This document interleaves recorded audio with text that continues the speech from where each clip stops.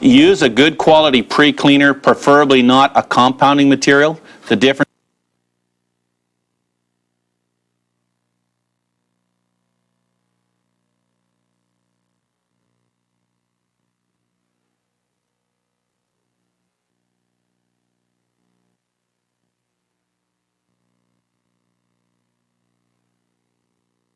Four and finished in fourth place. But as luck would have it, these two teams meet again. The Warriors rank number 3 in the country, and the Golden Hawks have dropped out of the top 10. It'll be Scotty O'Hara to kick it off for the Golden Hawks.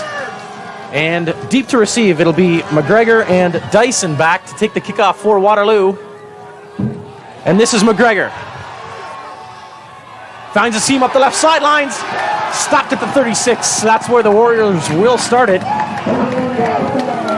Waterloo Warrior offense led onto the field by the quarterback, number 8, Ryan Wilkinson. He'll have in his backfield fullback Eddie Kim, and the tailback and the OUAA leading rusher, Jarrett Smith, as we take a look at the replay on the opening kickoff. Just a great run by there. That kid's number 73. He's been running like that all year, Andy McGregor. Up front, the offensive line for the Warriors, Sandicki, Bertoya, Jonas, Zamansky, and Barta do the blocking. They're perhaps the best, I think it's safe to say, the best line in the province for sure. 4 OUAA All-Stars along the front. Ali and Thorne are the receivers. Shea and Amy are the slot backs.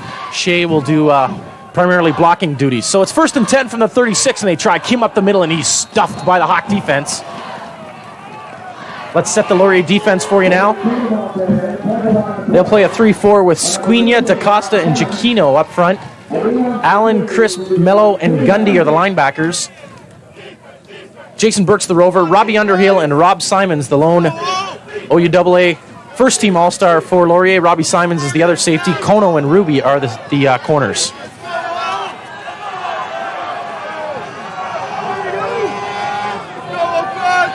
So it's 2nd and 6 now for the Warrior offense. Just underway here in the first quarter. Back to pass. That ball's complete to Colin Alley, and that should be enough for the first down depending on the spot. Looks like it's short there by a couple of yards, or maybe a yard there. But again, what Waterloo's going to have to do is exactly that: run the ball and then do these short passes to keep the defense honest. And Laurier knows this. These teams have met before. Laurier got the upper hand on that. But the thing you have to remember, as they give Waterloo the first down there, the thing you have to remember, Chris, is that Laurier understands Coach Knight. The head coach for Laurier, Rich Smith, has been under Tuffy before, so they're very familiar with this system. 1st and 10 Warriors.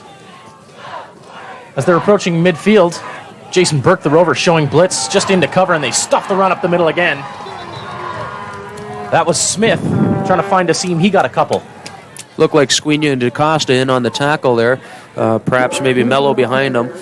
But again, I think this is the thing. As the snow starts to fly down quite a bit, if it gets significantly colder, that ball's going to get very, very hard. And you'll see here, just a straight-off tackle, a little bit wide, probably through the 3-hole there. And that OUAA All-Star up front, all 4 of them, as you were mentioning, got to pull their socks up. Make it 2nd and 7 in the blizzard as Wilkinson calls for the first time out of the game. I think he didn't like what he saw there. It was mostly white stuff falling from the sky. Laurier's defense getting a big boost today by the return of outside linebacker Robbie Allen. He missed the last 3 games of the regular season. He's definitely a force on that Laurier defense. Rob Simons, we talked about a little bit off the top. He's the only OUAA first-team All-Star for the Golden Hawks. Led the team in tackles with 53. And he is a hard hitter. You'll watch for him from the safety position. Waterloo's game plan today, of course, as we said, will be to run the ball as long as they can do that successfully. Always a strength of Tuffy Knight coach teams. They may have to put it in the air here. It'll be 2nd and 7. We've got 12:57 to go in the first quarter at University Stadium in Waterloo. This will be Kim up the middle, and he's stuffed after a gain of 3 or 4. So Laurier's defense holding early. We're going to have to bring Bigos in there to kick, or Now, Bigos is a first-team All-Star, I guess. How many did Waterloo have? Is that 11? 11 All-Stars this year? It was 11, that's right. Great. And one of them was Eric Bigos, Yeah. the all-time leading scorer here at the University And we of were Waterloo. mentioning before the game there, Chris, I think this is going to be an excellent kicking game going against probably the two best kickers, field goal kickers in the league. Scotty O'Hara for the Hawks and Eric Bigos for Waterloo. Bigos will kick it here to second-team All-Star Zach Trainer, who waits for it at about his 23. Bigos into the wind. Gets off a low-line drive. This is returnable if the Trainer can get his hands on it. He's driven back to his 15 and can't turn the corner. Good tackle on special teams, and Lauri in bad field position. They'll start from their own 13.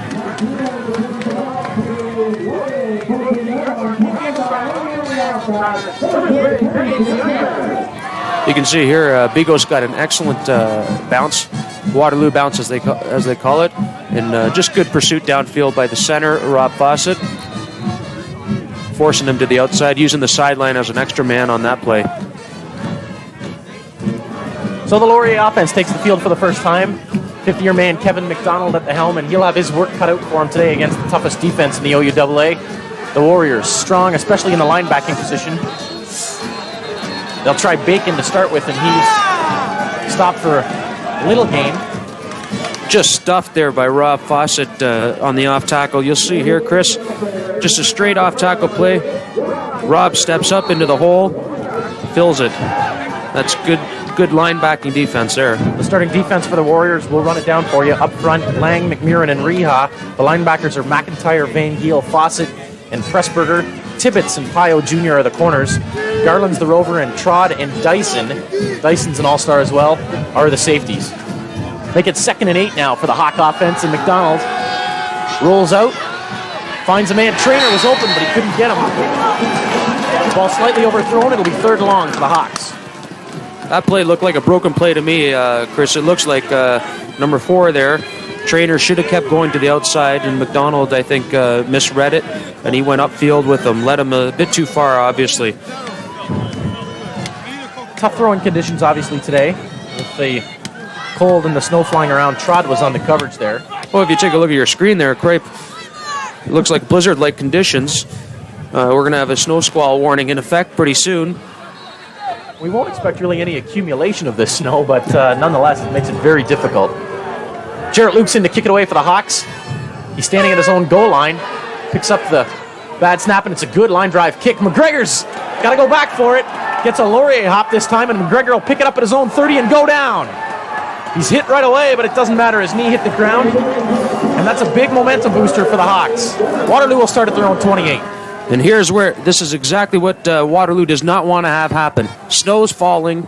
It's starting to accumulate on the ground. This is the problem with AstroTurf. They're going to have to bring out, I guess, the brushes at some point just to clear the lines even. The problem being, though, most of these kids are wearing running shoes. And as you can imagine, it's just like a gym floor. You put a little water on it, you're going to be slip sliding away.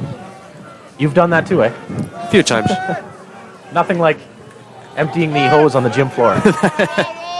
Wilkinson under center now. Oh, you can expect to see the Warriors try the ground game over and again today. Here's Kim up the middle, and he'll lose a yard. Just nothing in that hole there. They're going to have to start bouncing things outside there. I think, again, Lauri knows what Tuffy's going to be doing. He's going to be running the triple option. It's not very difficult.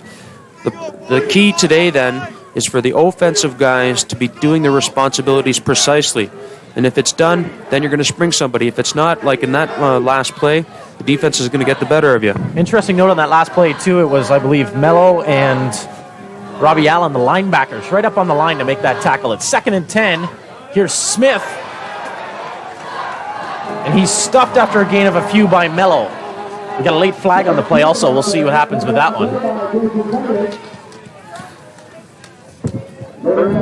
Gundy and Mello in to make the stop there. Let's check the flag for you. Face mask. Face mask against the Hawks. Automatic first down for Waterloo, and this is what's killed Laurier all year. Penalties and turnovers. See on the replay here, Chris, what they're doing is they're doing a delay cross, or a draw play, if you will. obviously forcing the linebackers to commit to one side, opening up a hole on the defensive line, and the face mask at the end of the play there. So Warriors have it 1st and 10. They're at their own 49, thanks to a Laurier face mask. See if Wilkinson puts it up here. They'll try the pitch outside to Quick Smith. pitch. He's got some room. Oh, that's a great tackle by the corner. You're looking at number 21, Burke from his rover position. That's a gain of close to 10, but it could have been so much more. Good pitch, good decision on that side. Just a great play by Burke to get in on that side, fight off the block. I got a feeling they're playing him on the corner today.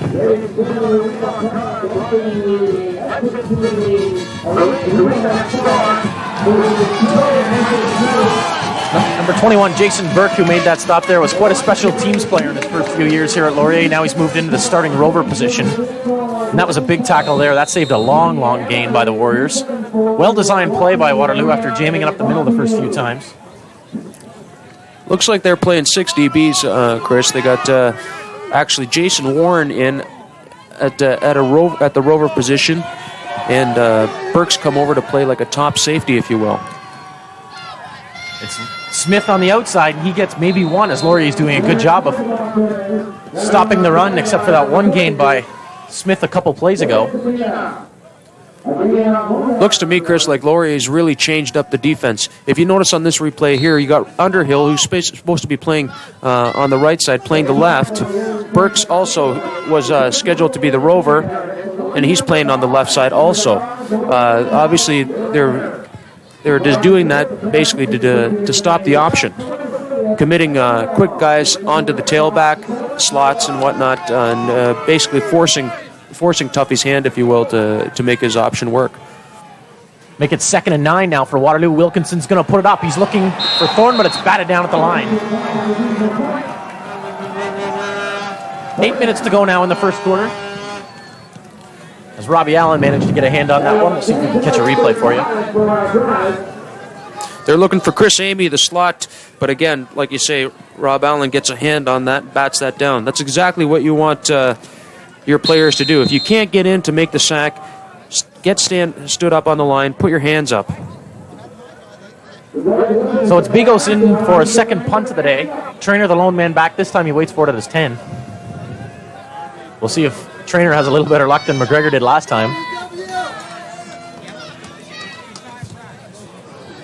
Another line drive over the end kind of punt, and Trainer has to watch it all the way to his own 7, and it goes out of bounds there. So Waterloo definitely getting the edge in field position here.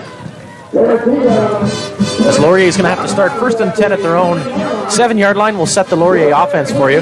As we said, 5th-year quarterback Kevin McDonald at the pivot spot. He'll have a converted defensive player, Jason Van Dale, as his fullback, and the scat back is Andy Bacon. Luke and Vickers are the slots. McClure and Zach Trainer are the wideouts. You'll also see a lot of number 77, Corey Grant. Rakowski, Warmouth, Dyson Smith is the center. Dietrich and Phil White up front. A good offensive line, anchored by the left tackle, 5th-year man Jeremy Rakowski. 1st and 10 now. Laurier empties the backfield. McDonald's going to put it in the air here. He's looking deep. He's got a couple men open deep. That's Zach Trainer. Busts one down the right side. He's across the 45 to the 46. Make it the 47. That's a long gain for the Hawks. Almost 40 yards on the play. Just a great play by Trainer to get open there. He's running right down the sidelines with McClure. And you'll see here, McDonald's looking that way the whole way. The problem is they're flooding the zone. They got 2 guys in there. Dyson there, I assume they were playing a man-on-man because Dyson was back there. And you'll have to...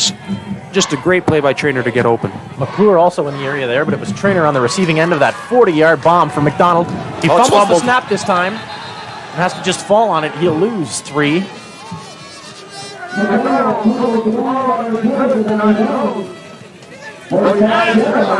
it 2nd and 13, and now they'll have to put it in there again probably.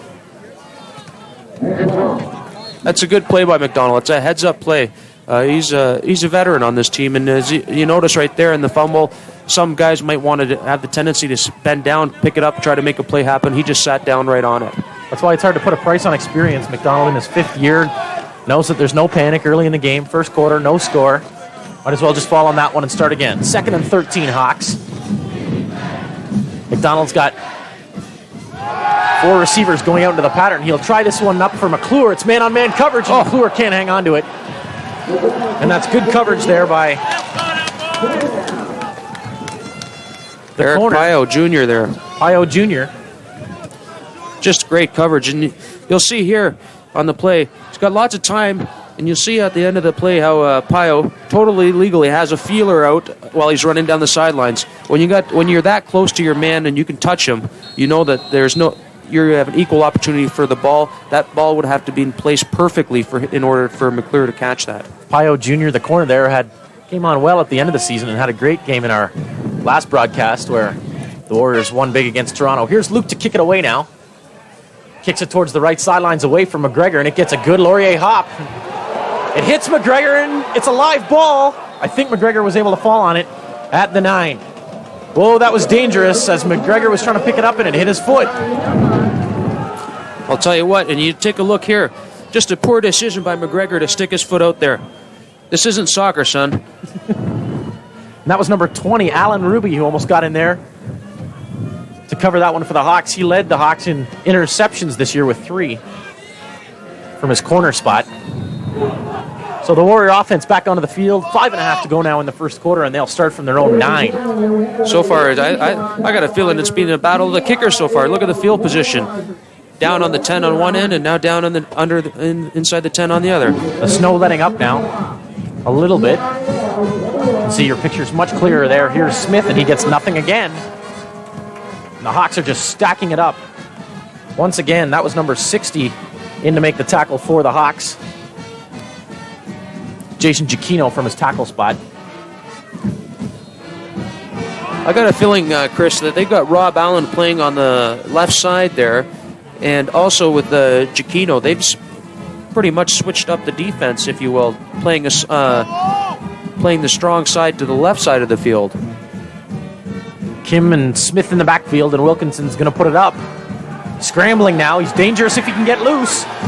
He's being chased by a couple Laurier guys, but he gets out of bounds at the 25, and that's a big pickup. Make it 16 on the game for Ryan Wilkinson as he scrambles away from Laurier pressure. That's a heads-up play by Ryan Wilkinson there for sure. I'll tell you, that kid's starting to come into his own there.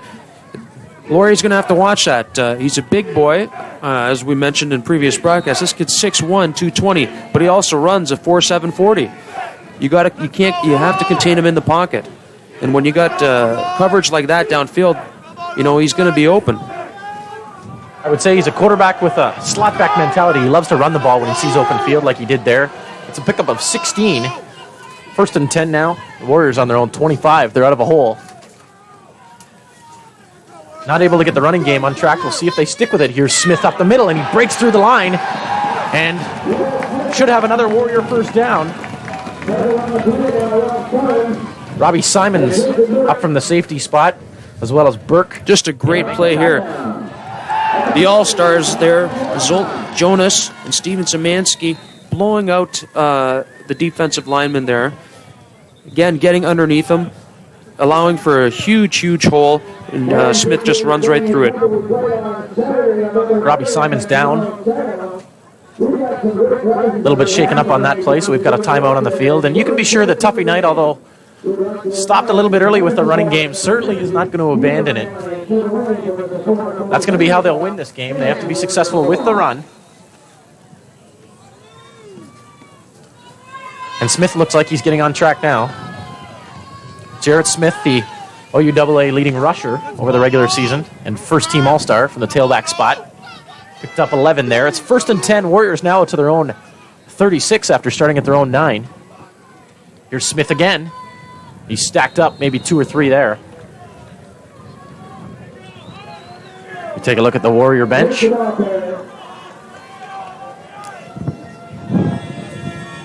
Just a run right up the gut here. Wilkinson, pretty much the same play as before. But this time, again, as you can see, when you get a pile up, the defensive linemen have to get lower than the offensive linemen, create a pile. The running back's got nowhere to go. He's got to bounce it somewhere, and that's where your outside linebackers have to come in and wrap. 3 minutes to go now in the first quarter. Make it 2nd and 7 for the Warriors. This looks like Kim off the left side, and he'll pick up 3, but it won't be enough for the first down.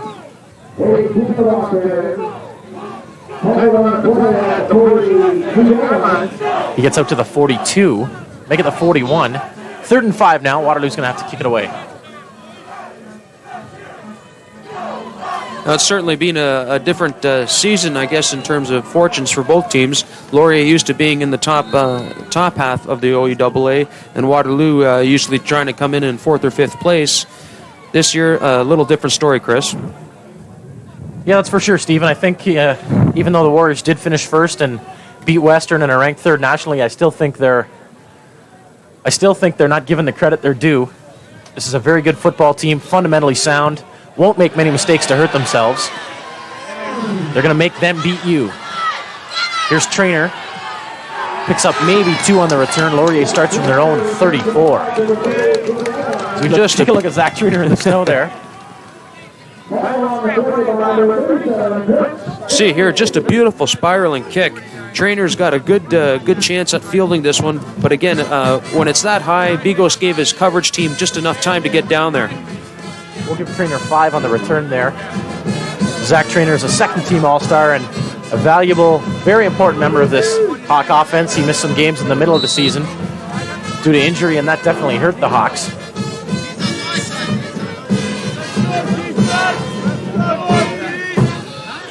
Two minutes to go now in the first quarter. Still no score. It's a battle of the defenses and a battle of the kicking game. McDonald with the empty backfield. Now rolls to his left. He's scrambling. He's looking for Corey Grant if he can come back to the ball.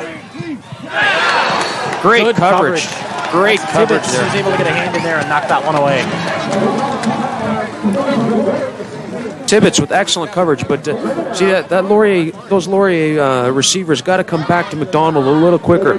If you notice here, he's scrambling. He's looking for help. He's asking for help there. Just great coverage there by Tibbetts. Make it 2nd and 10 now for the Hawks.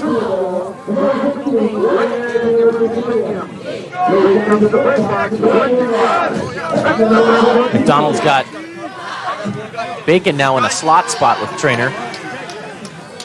Grant and McClure are the wideouts. The backfield's empty once again, so the Hawks putting it in the air here. A little bit of pressure. That's picked. Bad decision there by McDonald. And that's picked by number 47. The linebacker, Mark McIntyre, dropping back into coverage there. Great. Mark McIntyre is going to be seeing that one in his nightmares there. Right in the bread basket. He's got to pull that in. Look at that. Oh, he dropped it. Great. Okay, let's say the play-by-play guy made a little bit of a mistake there. Looked like that was right in McIntyre's kitchen. Break there for the Hawk offense, and Luke will kick it away.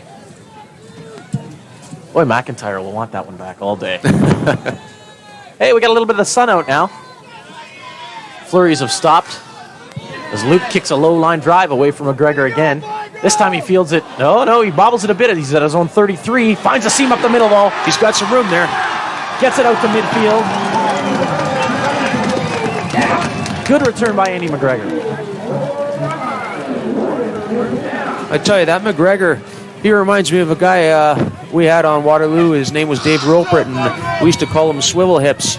And I tell you, you couldn't pull him down. Deceiving, very deceiving. He's not running right at you. He's always constantly moving. McGregor, very similar running style. Waterloo at their own 54. That's where they'll start this drive. We've got the minute flag up to the end of the first quarter.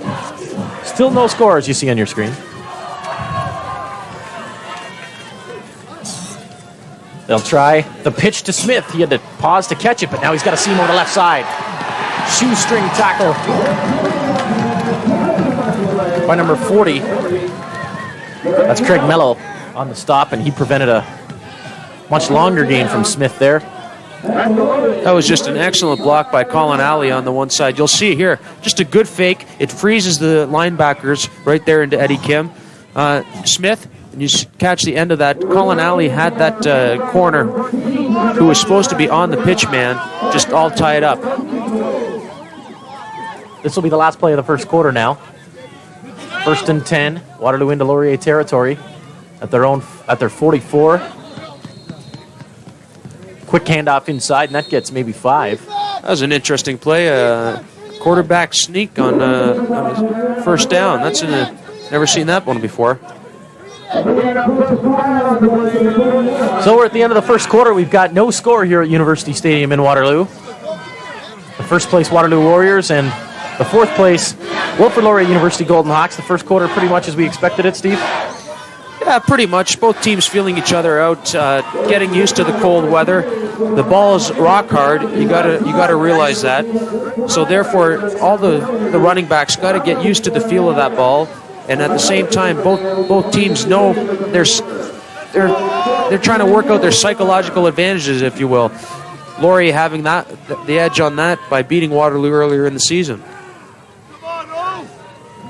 So after Wilkinson's pick up a 5, it's now 2nd and we'll call it a very short 5.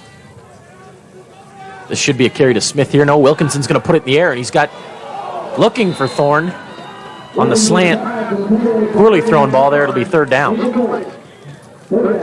Just a miscommunication between Thorne and Wilkie there, I think. So we take a look at Coach Rich Smitch. Just a miscommunication. Again, I think Thorne was supposed to be running a post pattern a little tighter there, and Ryan's probably going to be telling him that on the sidelines. Be interesting to see what the Warriors do here.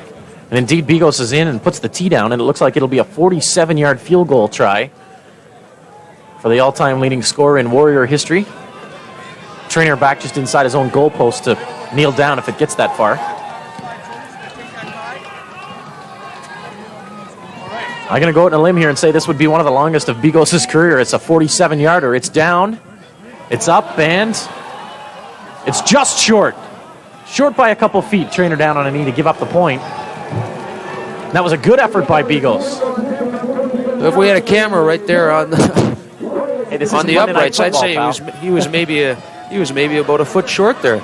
I think you had the right line on that. Bigos, if you give it back to him again, I think he'd put it through.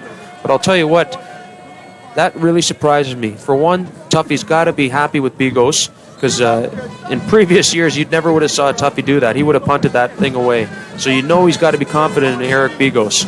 And that's why the kid's an OUAA first-team All-Star. So Laurier takes over at the 40-yard line, their own 40. And this is Bacon. And he's brought down, making a loss of 1 or 2. Bacon's not the kind of running back that'll bowl you over. He's more of a jitterbug, more of a scat back. Tries to pick and find holes. Found nothing there. Make it 2nd and 11, Hawks. 13.5 to go in the second quarter. And we've got a score. It's the Warriors up 1-0. After a missed field goal by Bigos. Just short on a 47-yard try. 2nd and 11. We'll see what McDonald and the Hawks decide to do here. Little play action. He's looking McDonald deep. rolls out. Almost picked off once again. That was number 48. Robbie Fawcett from his linebacker spot. Got his hands on that one. Hawk fans calling for pass interference, but once the ball's tipped, it's fair game. That's just a great play by Rob Fawcett there. Again, he's got time. McDonald's got time. He's rolling out to his right, and he looks open. Just a great play. Rob, if he could take that back in his dreams, I'm sure he'd catch that every time. 2 and out for the Hawks. Unable to get the offense untracked here. Luke's in to punt it away, and he's been doing a good job of keeping it away from McGregor, so Waterloo now with 2 men back there to receive that one. It's another line driver. This one bounces between Thorne and McGregor. McGregor picks it up at his own 28. Juking and jiving, able to get out to his 34. Maybe his 35, and that's where Waterloo takes over. I think he was pretty fortunate there. I'd say he's given himself lots of time there to pick it up, but again, he almost looks unsure to pick it up there. but again, making something out of nothing there. Number 19, Jeff Johnson, in to make that stop. And how about big Jeremy Rakowski from his offensive tackle spot down, the first one downfield there. So the defensive struggle continues. Waterloo tries to get it going here.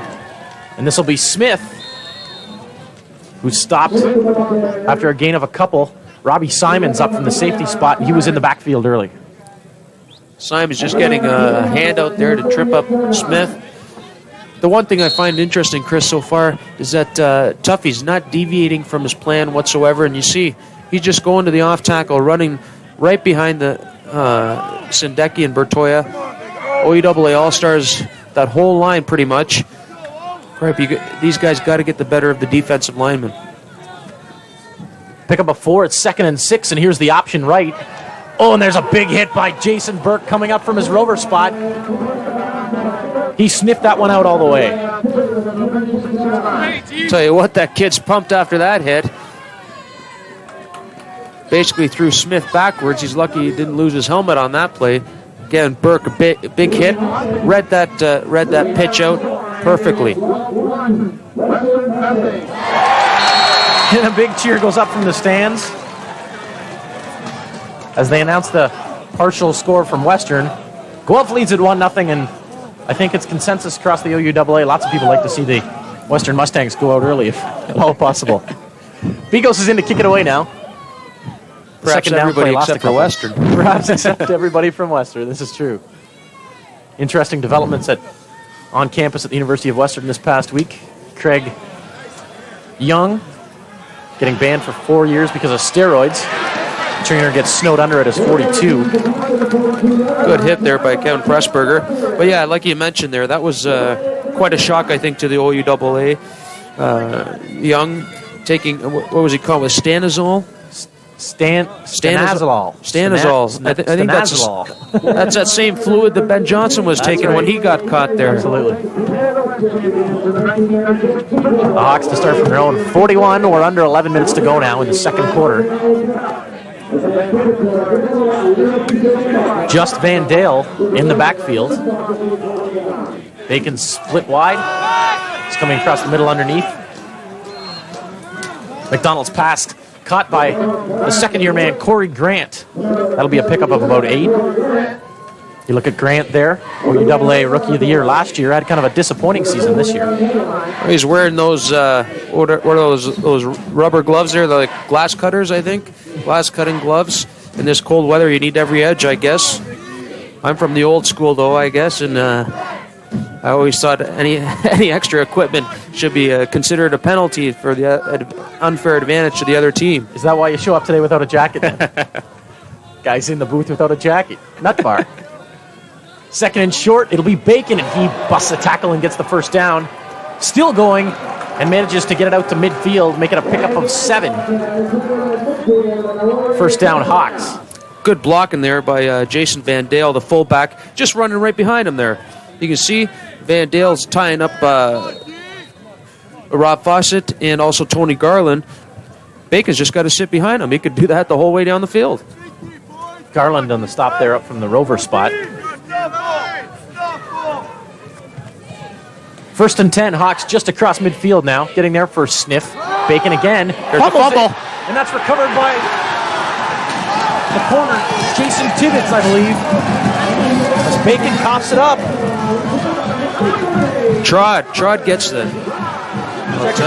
Trevor Trod on the recovery. That's a fortuitous bounce Waterloo's way, if you will. But you were mentioning earlier there about before we were on air, as you can see the fumble recovery there, that Lauri was minus 22. I'm not sure where I got that stat from. It looks like on the season as a whole they were +2 in the turnover ratio, but in a lot of crucial situations they made some turnovers that really cost them and led to their 4-4 record this year. Mistakes like that in big games can cost you big time, as the offense had just seemingly got going there. Smith for a pickup of 3 maybe. And that's something that you just don't see from the Warriors anymore. They're very fundamentally sound and much of the time play mistake-free football. And that's what, in the playoffs, that's what wins. I think poor Bacon there, if he could take that back, he'd certainly hang on to the football a little better. But the thing you got to remember is Lauri doesn't run so much in practice, I'm sure, and that doesn't give the repetitions enough for the tailback to get used to running in this cold weather. It's 1-0 Waterloo. They've got it at their own 51. Make it 2nd and 7 as we've got pressure on Wilkinson here. He manages to dump it off to Smith, but that'll be a pickup of 2 or 3. He's run out of bounds by the corner, Alan Ruby. 3rd down, Waterloo. I think they were sending the kitchen sink on that play, Chris. They had both safeties coming in from the opposite side. It was just a good play there for Wilkie to get it off, dump it off to the safety man, Smith.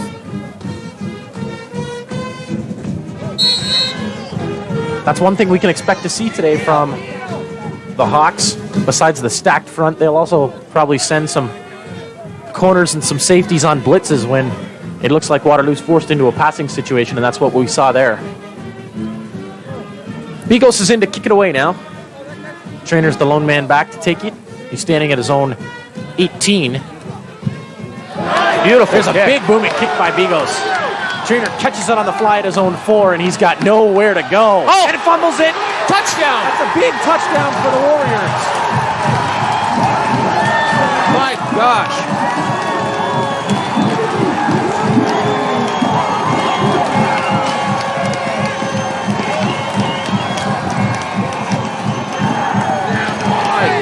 What an unbelievable play.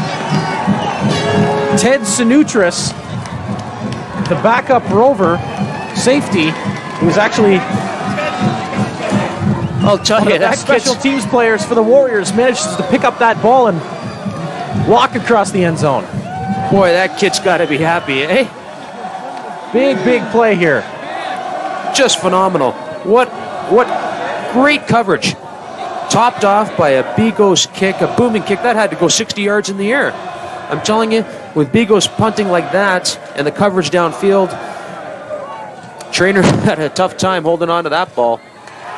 He just rocked there. I think Rob Fawcett was the first one down. Just rocked. Helmet onto the ball. It's going to pop squirt out, and guess what? Waterloo's up. Bigos puts the extra point through, and the Warriors lead at 8-0, capitalizing on Laurier mistakes. I hope I didn't jinx him there by bringing up that turnover stat. Back-to-back turnovers, fumbles by Bacon, and then Trainer on the punt.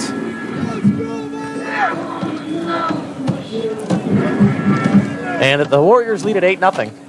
8 minutes to go in the second quarter. And that's going to be a huge confidence and momentum builder for the Warriors. That's right. Those types of plays are always turning points, and you know those guys are buzzing on the sidelines right now. It's also going to give the offense time to collect their thoughts, perhaps get down to some fundamentals again, giving Wilkie an opportunity to get the offense moving. Here's the kick from Bigos, and this one will be taken by J.P. Small. He's trying to follow the wall, and there's good blocking up front. Small gets it out to cross the 35 to the 36. That's a and good that'll hard bring the run Laurier there. offense onto the field, with Waterloo's defense pitching a shutout here. Good run there by Small. Probably obviously in for Trainer there. But again, he's not exactly covering the ball that well either. You got to cup the ball with your hands, your index fingers over top the point of the football. You cannot hold on to it like you're running with the baseball there. The spot after the kickoff is at the 35. McDonald's got the backfield empty. Bacon split in a slot back position, and he's got Trainer open. He's across midfield and into Waterloo territory. Out of bounds at Waterloo's 46-yard line. And once again, another big gainer from McDonald to Zach Trainer.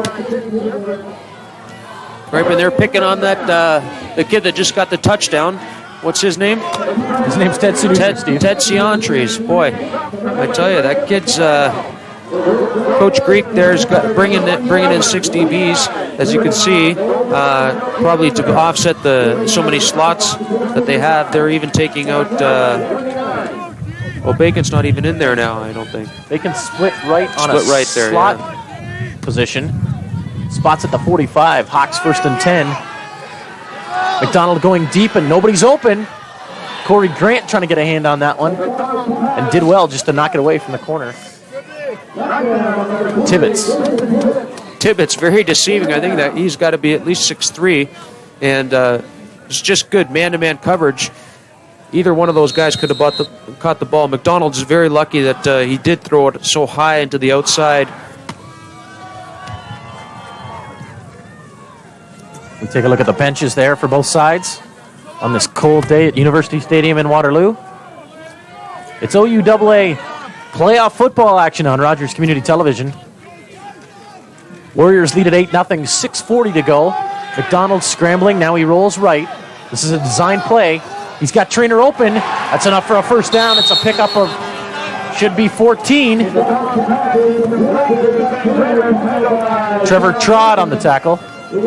Make it Dyson. Waterloo's going to have to figure out how to stop this McDonald to Trainer combination.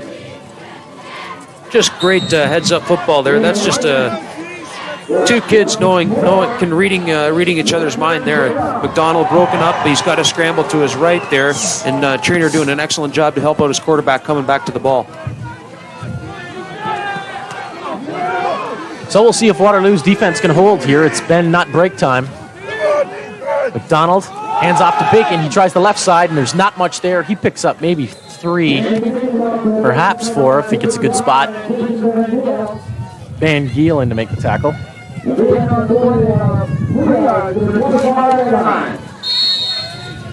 Lauri is, I think, getting back some of this momentum that they just lost earlier with that touchdown.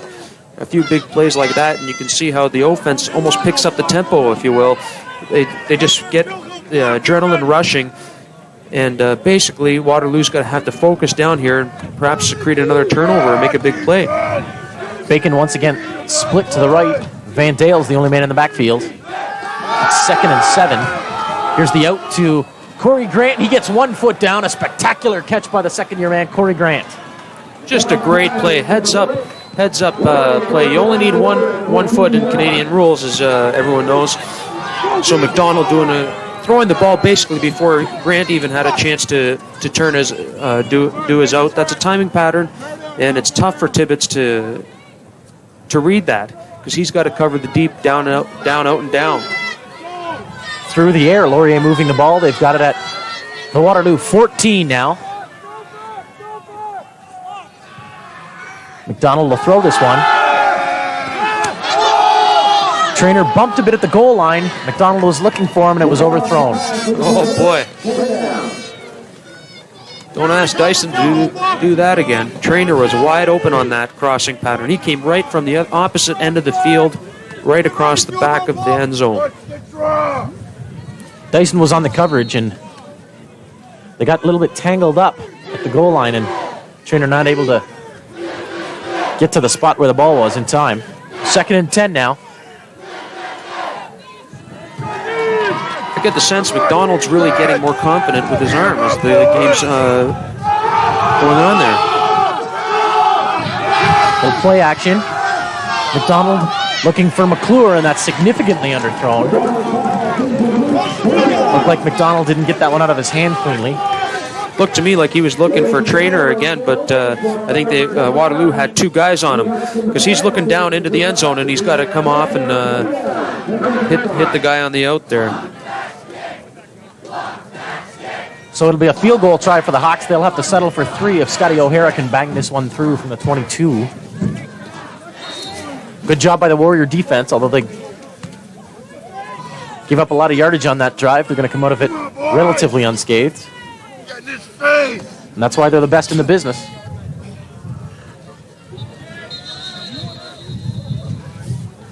We've got a timeout on the field here. So the snow has more or less stopped. Sun is trying to peek through once in a while from the cloudy sky, and we've got the lights on here at University Stadium. 4:16 to go in the second quarter. And the third-ranked University of Waterloo Warriors lead this one 8-0. Laurier trying to get on the board here. Trainer to hold.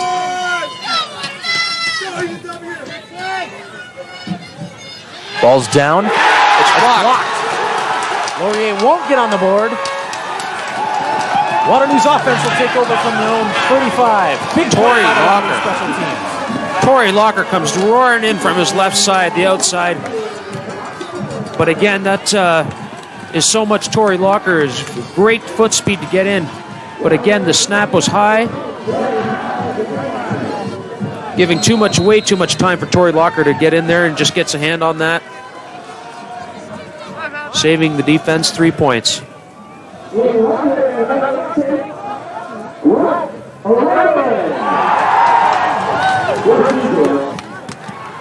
The Waterloo's offense to start from their own 35 then. Wilkinson with Kim and Smith in the backfield. He's looking for Thorne. Now he scrambles and he picks up 7. So as we talked about off the top, Wilkinson can be dangerous when he takes it himself. I think you're right. He was looking for Thorne the whole way there. Allen on the stop. Notice here, Wilkie's just looking Thorne the whole way. Thorne doing a fly pattern at the top of your screen, and he tucks it away, takes it up for about 5-yard gain. Allen and Mello make the stop after a gain of nearly 7. 5 plus 2 then. There you go. Oh, you must be university educated. Under 3 minutes to go now in the first half. Smith falls ahead, and he'll be short. That's a gain of maybe 1.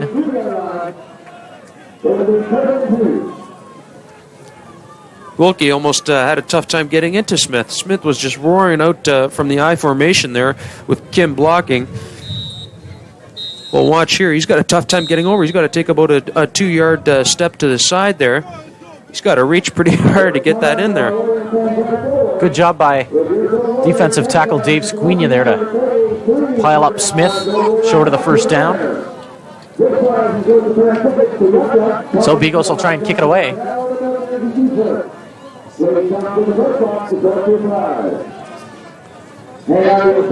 Trainer's back by himself, and he's waiting for it at his own 25. It's a good high spiraling kick. Trainer's going to have to let it bounce again. He'll pick it up at his own 15.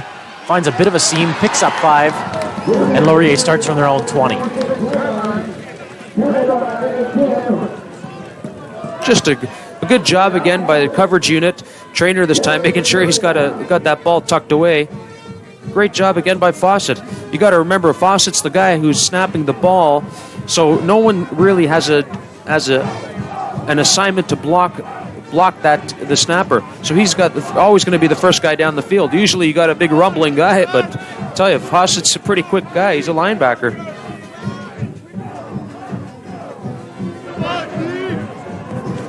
Eight 0 Waterloo. McDonald's got Vandale and Bacon now in the I formation. Trainer split left. McDonald rolls left, keeps it himself, gets across the 30 to the 33, maybe the 32. Should be enough for a first down.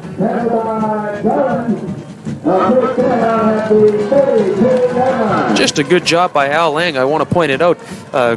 Good job first off by McDonald. Just an excellent fake. Throws the linebacking core. McDonald's rolling out to his left. Watch Al Lang come in there. He grabs for the ball side arm.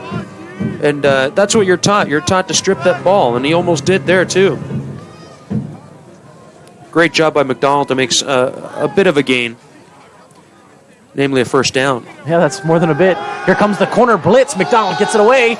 He's got J.P. Small wide open. He can't hang on to it. He was in Waterloo territory and looking for a touchdown. My gosh. J.P. Small's got to want to take that one back. Watch here, though. This is what I don't understand.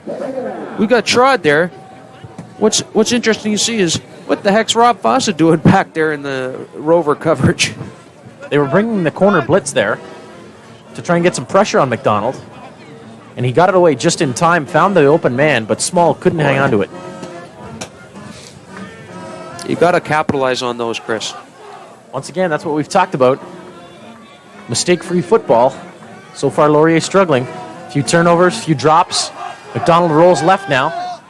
Looks for Corey Grant. He's dipping and diving and gets to the 45. That'll be a first down, Laurier.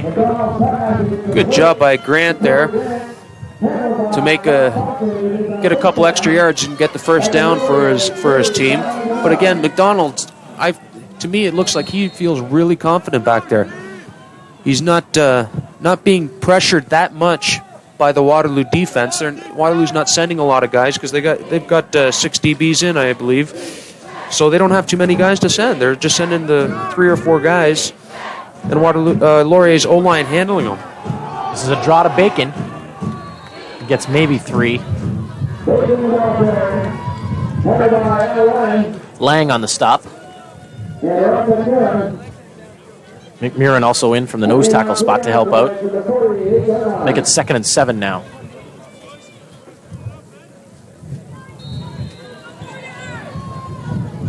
We've got a minute to go in the first half.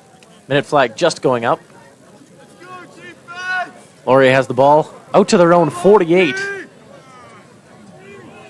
So we get a good look at the Laurier offensive line. McDonald from the shotgun. Finds a man over midfield. That'll be a first down. And that's number 74, the slot back, Jarrett Luke.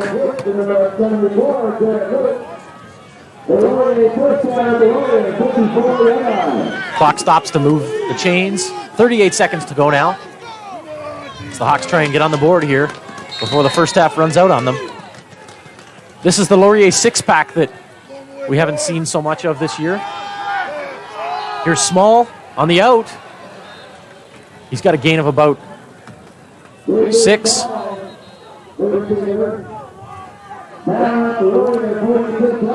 Laurier calls a timeout here. But if you notice here, McDonald's, they're running the hurry-up offense. You can tell these kids know what they're doing. Each pass has been predetermined already. And if we could have an audio on the field, you'll hear him calling special signals to his wide receivers, letting him know where the ball's going to be, basically.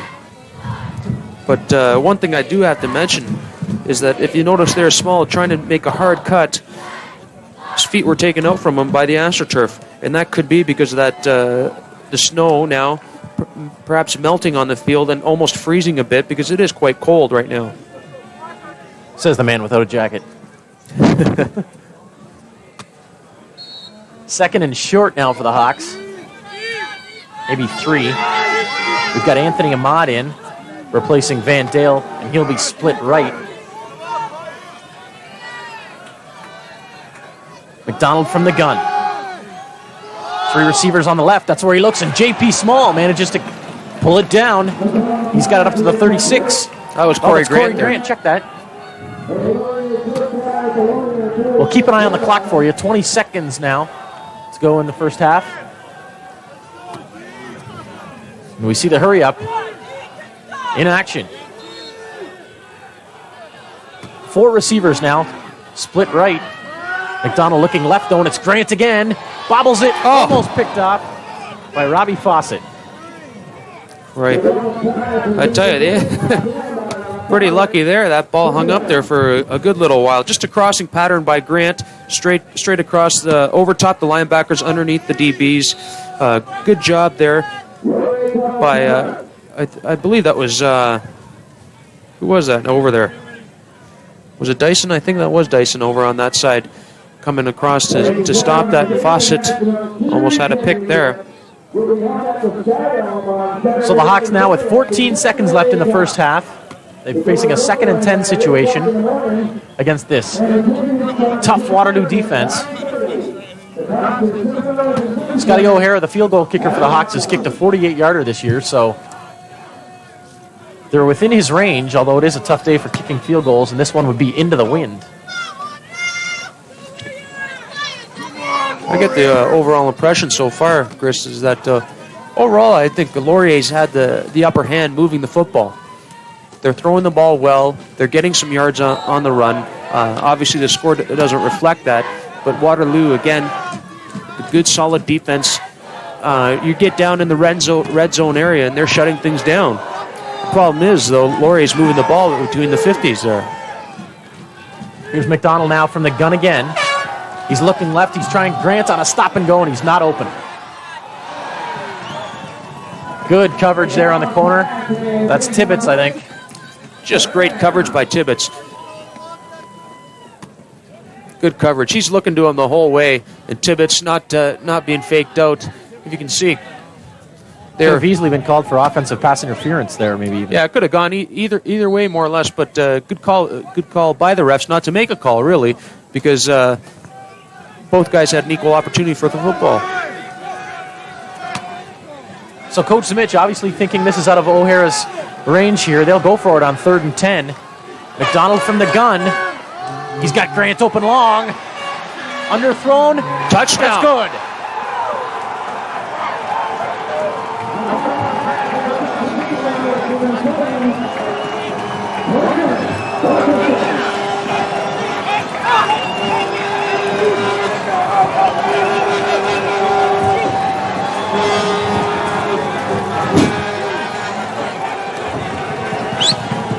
A very happy Rick Zemich, a 3rd down gamble paying off in a 35-yard touchdown pass from Kevin McDonald to Corey Grant.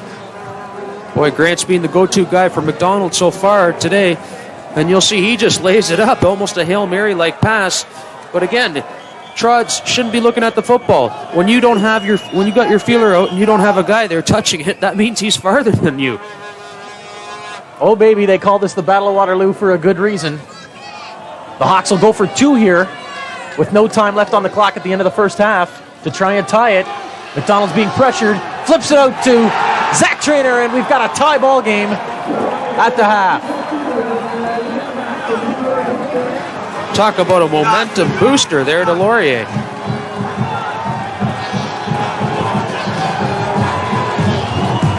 Oh, make sure you don't go anywhere. The second half is coming up next.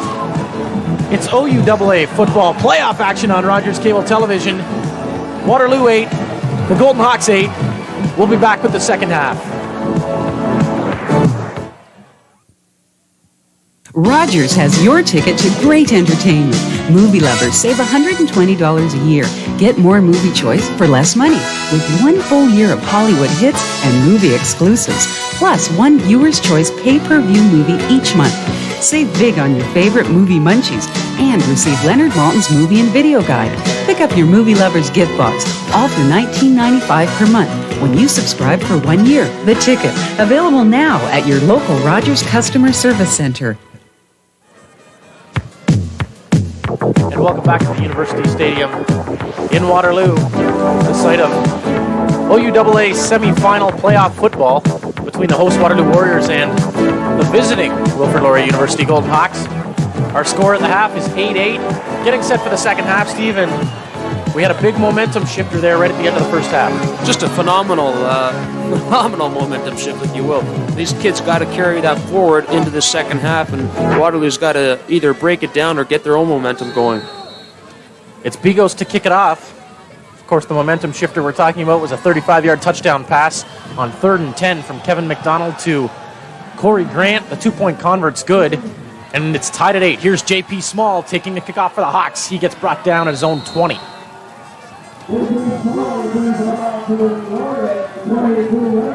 Make it the 22, and we're underway here in the second half. Good stop there by Ted Ciantres. I tell you, Chris, if this isn't the Battle of Waterloo, I don't know what is. Good, hard-nosed football, but as you were mentioning to me earlier, the stats a little one-sided. Yes, indeed. Total offense, Laurier 190, the Waterloo Warriors only 96. Ryan Wilkinson only 2 of 4 through the air for 10 yards, whereas Kevin McDonald, who's under center here for the Hawks, was 11 of 22 for 185 yards. Bacon carries for maybe 5. He was only 6 carries for 15 yards in the first half. So they'll look to get the ground game going maybe a little bit to balance the pass.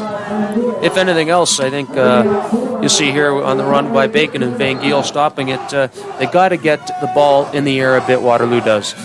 Wilkie's got a decent arm. They haven't really thrown to Thorne at all or Alley.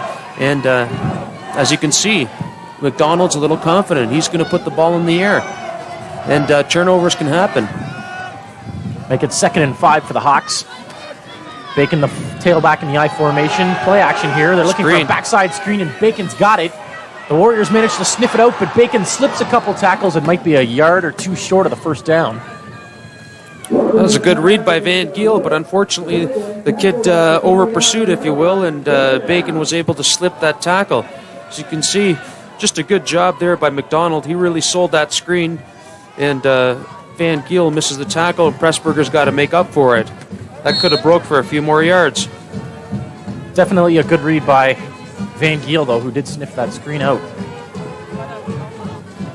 So it's Jarrett Luke to kick it away for the Hawks as they go 2 and out. Another line drive kick that's way over the head of Adrian Thorne. He'll have to go back and pick it up inside his own 40. Now he's back at his own 30. Son, you're going the wrong way. He's being snowed under by Hawks. The ball comes loose. And who else to pick it up? Jesus, Murphy. But I Teddy tell you, Ciantres. Thorne, unbelievable. I didn't understand what he was doing there. I never met anybody who's being able to turn the ball upfield. You got to head north, son. You can't be going to the sidelines constantly. Alan Ruby there, number 20, the first man down, and he ended up making the stop. And you see the ball pop out. But the man who has the touchdown for the Warriors today, the special teams man, number 3, Ted Ciantres, recovered it, and Wilkie runs the option right here. He's going to keep it himself, and he's got room. Tackle made by the cornerback. Good job by Ryan Wilkinson. He's limping up a bit there, but again, he's got to give it his all right now. This is playoff action, ladies and gentlemen, but I'll tell you what, good job there by Wilkinson to sell the fake pitch. He's got to do a good job. He tucks the ball away right there. We just missed it, but he just turns it up. The corner's got to commit. Thorne doing a good job by blocking the safety, giving him about a 20-yard gain. So Kenji Kono finally makes the stop for the Hawks, but the Warriors are marching now to their own 46, and here's Jarrett Smith over the left side. He's brought down right away, and the ball's loose again. Wilkinson picks it up, falls down at his own 40, so there will be a net loss of about 6 there. And as if somebody upstairs knew that the second half had started, the snow comes down again, Steve. Yeah, and that's I got a feeling that's why we're starting to see a few fumbles happening. The ball's wet, and the kids are, as you can see there, Jarrett Smith, he's got no protection, so he's got his bare forearms there. And when you got a slippery ball like that against your forearms, it just takes a helmet or a hand to knock the ball loose. Wilkinson's very lucky, very, very fortunate that he was able to pick that up. Jason Gundy, the linebacker, forcing the fumble there. Smith was 12 carries for 48 yards in the first half. As the Warriors definitely sticking with the running game. Wilkinson to air it out here. Thorne's got it. And it's a pickup of maybe 10. Well short of the first down. Just a good hard throw there to Thorne. An exceptional job by Adrian to pull that down there. Again, as you can see there, poor corner on that side was able to keep his footing, and that enabled Adrian to catch the ball over top of him. Take a look at Rick Zemich there and offensive tackle Jeremy Rakowski, perhaps discussing the next offensive series for the Hawks. J.P. Small now the lone man back for Laurier. We'll see if we can get a report on Zach Trainer, who normally does the kick returning for the Hawks. There's a big, spiraling, huge kick by Bigos. It'll go That's all the going way to go through the end zone. Oh.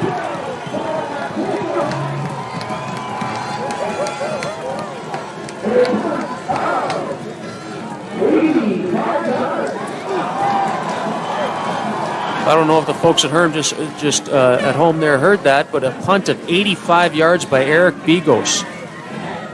And in a game that's tied at 8, every point can be important. As we take a look at the replay, you'll see here, J.P. Small just nowhere near where it's going to come down. That ball landed about 10 yards past him. and that's why Eric Bigos is a first-team All-Star. McDonald now operating from zone 35, and the backfield's empty. Macker can't hang on to the snap. We'll see who comes out of the bottom of the pile with it. A little bit of a misread there between Smith and McDonald, I guess. again, the ball, wet, hard, whatever adjectives you want to use to describe it, but it's different football when the snow is on the ground, and the folks at home can see that. You can see just a light brushing of snow on the AstroTurf, and it's not helping it any at all. A great shot there by the camera guys. Just under 10 minutes to go now in the third quarter.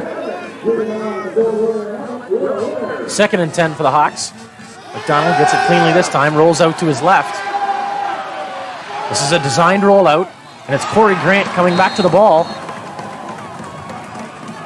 He's got it at his own 50, and that's a pickup of 15 for the Hawks. You'll see here, Chris, McDonald is looking to his right. He's good coverage on the right-hand side, so he's rolling out.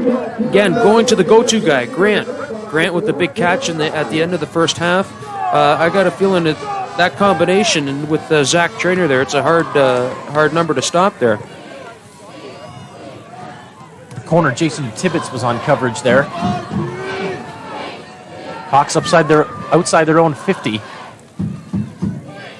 Little fake on the misdirection, and this is Anthony Ahmad on the receiving end of this one. He's got 8.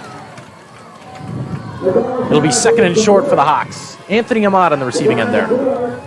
Good job by the Laurier offense there to mix up the Waterloo secondary. One thing I want to point out as we take a look at the replay here, folks at home, as you see, they got Ahmad crossing underneath, and they got Trainer crossing over top. McDonald's got an easy target there between the two of them. And guess the Waterloo secondary has to stay back. You want to cover the deeper guy always. So, in fact, make it 2nd and 2 now, as we've got 3 backs in the backfield. And this is Bacon over the left side, picking his way. And depending on the spot, it'll be close to a first down. Oh, he gets a good spot. That should be a first down.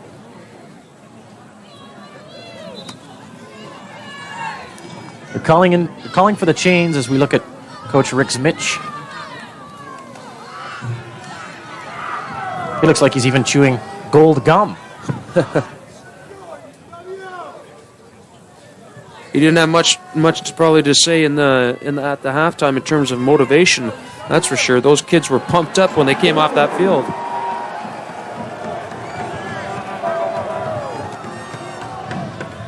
So the Hawks get the good spot, and it's a first down. They're now in Waterloo territory. Nose of the ball just over Waterloo's 50. Approaching the 8-minute mark here of the third quarter. We look at the Golden Hawk covered in snow. McDonald's in the shotgun. It'll be across the middle, and that's Brian McClure, the wide receiver, on the slant. It'll be a pickup of 11 and a first down for the Hawks. Pio Jr. on the coverage. When you're playing that close, you gotta play a really, really tight man there. Just a great throw by McDonald. McCleary's got to drop the ball basically to have that an incompletion. That's the way to lead your receiver to the inside. Pio doing a great job on the coverage, but again, just a good catch and run. Bacon's the lone back, and he pitches it left. Here's Bacon trying to get outside. Picks up a couple on the play, maybe 3.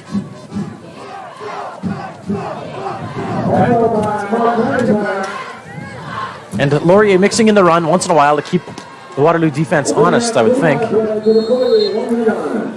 Again, a good job there by McIntyre to pull him down, but Laurier's, like you were saying, Chris, mixing in the run and pass, and that keeps the defense honest. If that's the case, then Laurier's able to move the chains, and that's what they're doing in the second half. But a good tackle there by the linebacker McIntyre to make it a gain of only 3. McDonald's in the gun.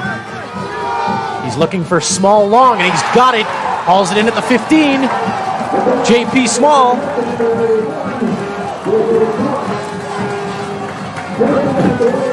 Right. That looks like me up here.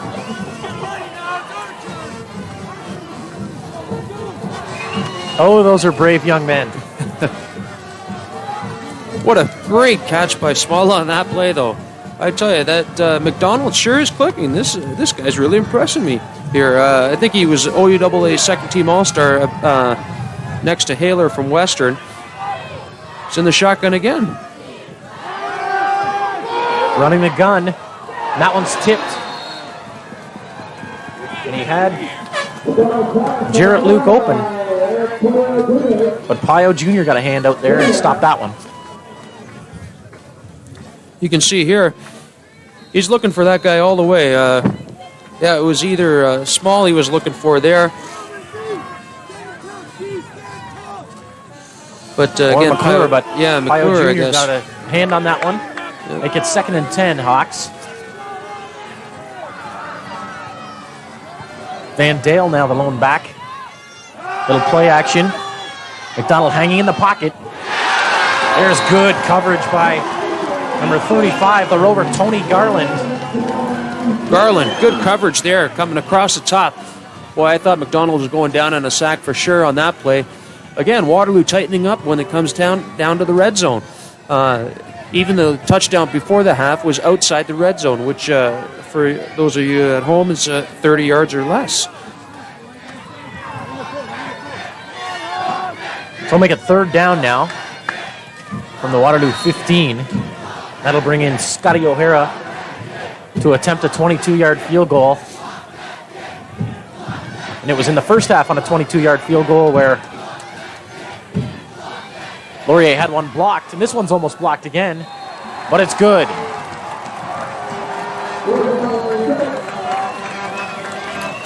I got to say, Chris, Laurier certainly deserved that those points on the board. They did an excellent job driving down the field, mixing in the run and pass, and Waterloo's just got to tighten up in the middle of the field.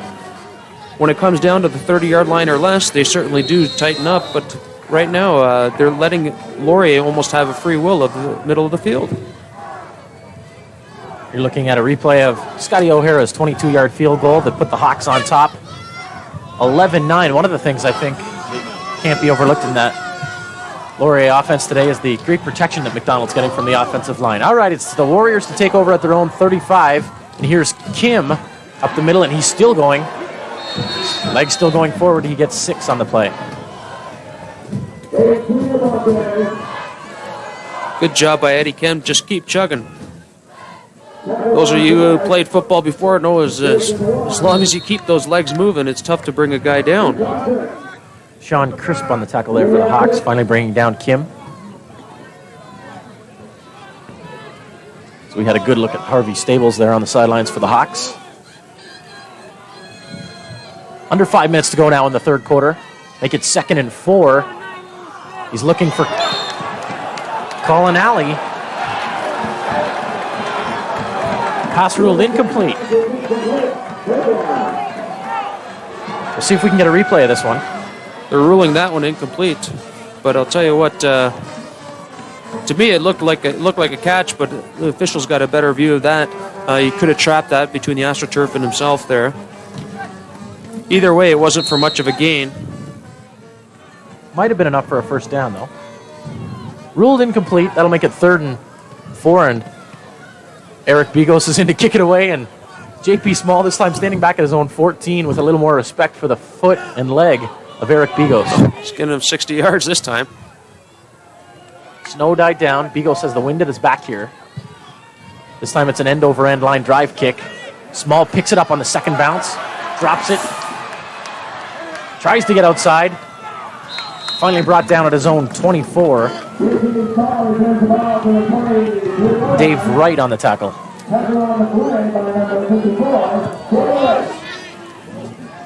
It almost seems, as we take a look at the replay here, that it's those end-over-end kicks that are giving the receivers a bit more trouble than it is the straight, beautiful spirals coming down. And that's probably because the ball's so hard and it's bouncing, it's picking up a little snow when it's bouncing on the AstroTurf. So the Warrior defense back on the field now, and they've been getting a lot of activity today. McDonald has Van Dale and Bacon in the eye behind him, but he's going to throw it again. He's looking for Trainer, just overthrew him.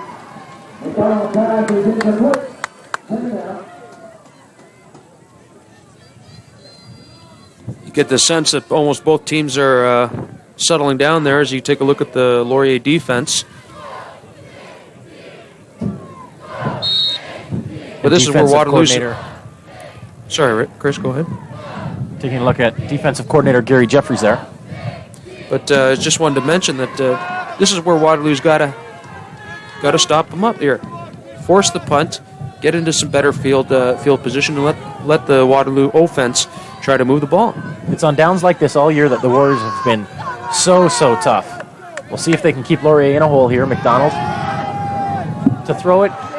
Doesn't really have anybody. Still on his feet. Brought down at his own 28. Maybe a gain of 4. Could have been much worse, but the Hawks will have to kick it away. That's a coverage sack for sure there. But I'll tell you what, Kevin McDonald looked a little timid when he was running that ball. Sure wasn't a Ryan Wilkinson putting his head down, but you can see here, good coverage. Look on the left side to the right side. Waterloo's got a wrap better than that. He could have held him back even about 5 yards before that. That's not something that Coach Mitch would like to see. McDonald's been battling injuries all year, and in fact has been playing with a broken left hand most of the year. There's a line drive low, almost a ground ball kick from Luke. Good return by Thorne. He's got it well into Laurier territory, and the Warriors will start at the Hawk 44. Ball coming out at the end there again, but it was ruled down. Adrian certainly has to tuck that ball away if he's heading upfield. We take a look at the OUAA first-team All-Star Adrian Thorne.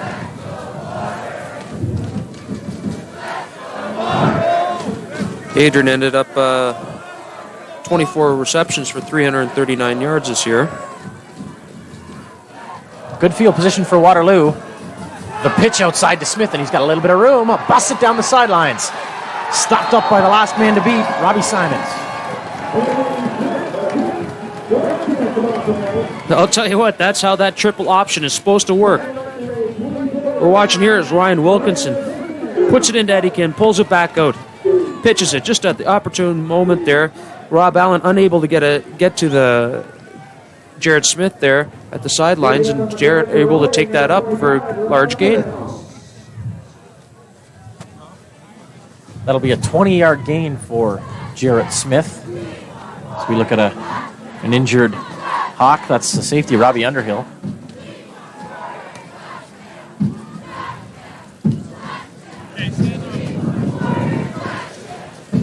So with 2:14 to go in the third quarter, the scoring in the second half has been a long single off a punt by Eric Bigos that put the Warriors up 9-8, and then a 22-yard chip shot by Laurier field goal kicker Scotty O'Hara that has the Hawks up 11-9. It's been a good game, Steve, but nothing really that we haven't expected to see. Oh, that's exactly it. Tough, hard-nosed football. Very different game from the regular season game when they first met. Waterloo unable to do really anything at that point offensively. Laurier's defense very much a standout in that game. This game, a little different story. Laurier taking it to Waterloo on the offensively, but again, Waterloo's defense shutting things down when it comes into the red zone there. This second half, things have to change there. Waterloo's defense has to shut them down in Laurier's offensive end. And I'll tell you what, Waterloo's offense certainly has to get going. They have to get Smith, just like on that last play, into the ball game, get Eddie Kim going, and perhaps even air it out to Thorne and Alley. But we would expect Coach Knight and the Warrior offense to keep it on the ground and try and grind it out here. The game's certainly not out of control. It's 11-9. They're only down 2. And the Warriors are marching. Ball's on the Hawks. 24. That doesn't look good for Robbie Underhill there.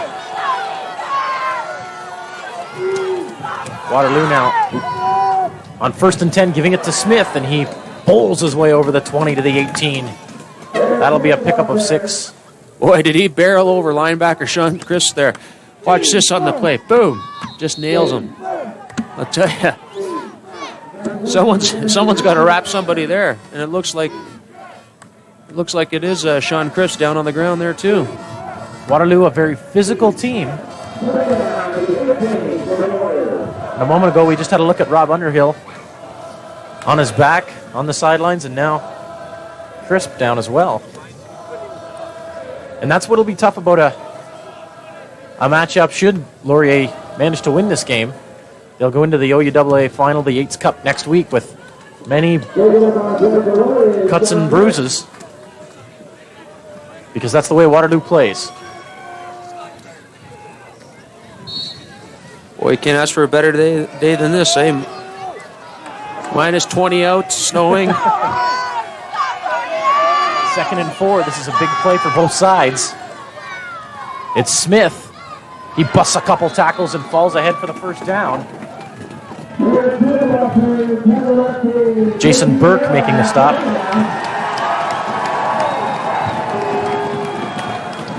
And that's the all-star offensive line for the Warriors doing the job. Sure, Tuffy had something to say to those guys in halftime there. Those guys for sure have to take it to the defense.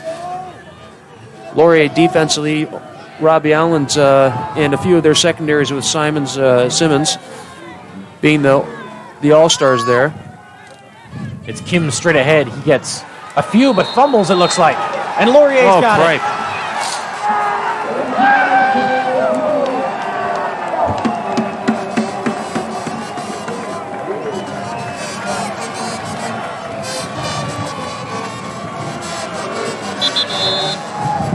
Looks like Jason Burke coming out of the bottom of the pile with it and recovering that fumble by Eddie Kim.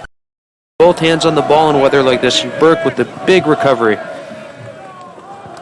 Again, could this be another momentum shift? I'd have to say so. We're taking a look at number 45 down for the Warriors.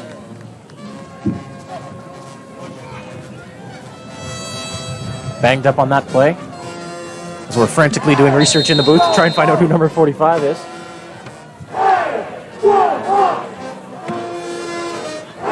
So Laurier, after the Kim fumble, takes over at their own 8. It's a long field for the Hawks once again. Under a minute to go now in the third quarter. McDonald, play action. Dodges a tackler. Puts it up for McClure, overthrows him, but does well to avoid the sack. Boy, McDonald was lucky to get dragged down there by Pressburger in for a safety. So I tell you, Pressburger, if he hadn't have left his feet, he would have had a good chance of bringing McDonald down. And on the last couple series, we've seen something that we haven't seen much of today, and that's the Waterloo defense getting pressure on quarterback Kevin McDonald. That's right, Laurier's offensive line there doing an excellent job. We got Smith, Dietrich, and Warmouth there up front. They're doing a great job calling a timeout as Laurier. But again, the offensive line doing an excellent job blocking for McDonald, giving him time. And he's a scrambling quarterback. He's going to move out of the pocket. And when that happens, Waterloo's got to have the coverage there, because guys like Trainer and Grant are going to get open.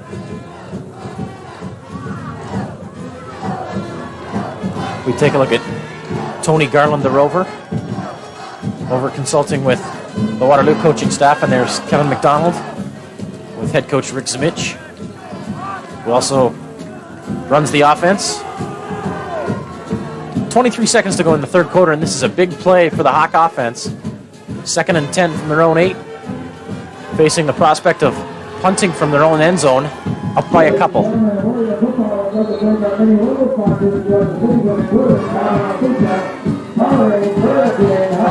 So with many bundled up fans here at University Stadium in Waterloo. Big play for both sides coming up. Donald's got the backfield empty. Good pressure by the Warrior defense once again. McDonald fumbles. It's a touchdown. Unbelievable.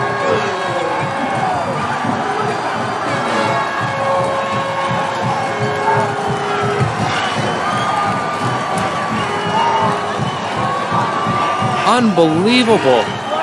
Pressburger, what a hit from behind into McDonald. Rob Fawcett, look what I have in my hands. Thank you very much. 6 points. Watch this. Just good coverage downfield. Fawcett, they're bringing everybody except the kitchen sink. excuse me, that wasn't Pressburger, but rather it was Rob McCurran. Just a phenomenal hit from behind. Fawcett coming up. So 2 touchdowns directly off turnovers have the Warriors on top in this one. As Bigos and his snow gloves will try and put the extra point through. And that gives the Warriors a 16-11 lead here. Turnovers certainly have been the story of the game so far, Chris. Waterloo capitalizing on the better of them. But again, just that's how football goes. So Eddie Kim fumbles. Now McDonald coughs it up. Like what? That's very fortunate for Waterloo, and it's been a hard-fought battle. But it's not over yet by no means. A first-half fumble by Zach Trainer on a punt return resulted directly in a Waterloo touchdown in the first half. And here in the second half, quarterback Kevin McDonald fumbling in the end zone. And Robbie Fawcett, the linebacker, able to convert that to 6 for the Warriors.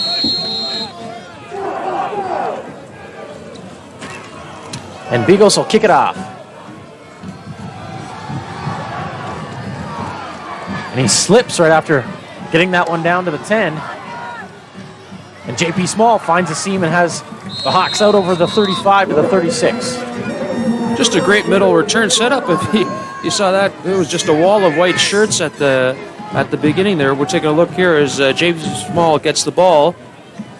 You take a look. There's just a wall of white shirts in front of him. That's how you set up a middle return, and he almost broke it for a few more yards. Good return on that play. Siuntris on the tackle for the Warriors. Hawks 1st and 10 from their own 36. This will be the last play of the third quarter.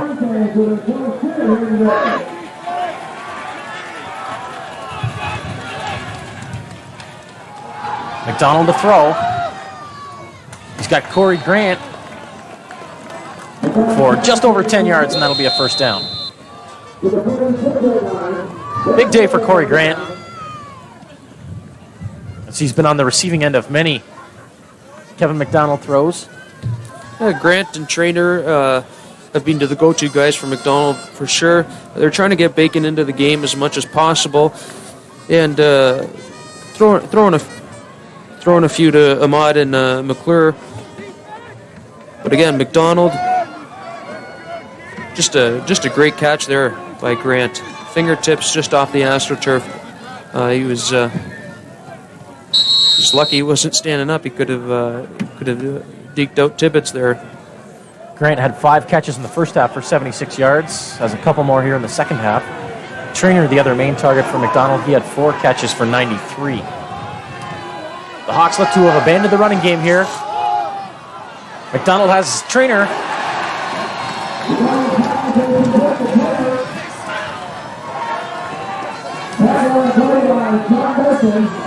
Dyson makes the stop after a gain of about 6. Make it 7. Now second and 3. Big hit coming up by Dyson, but you can't give that guy that much room. You know, it's tough. I know Dyson's coming over from the far side. Looks like they're playing a man-type defense, matching up against the Laurier receivers. Andy Bacon on the carry, and he'll be very close to a first down. Oh, this will be a big spot.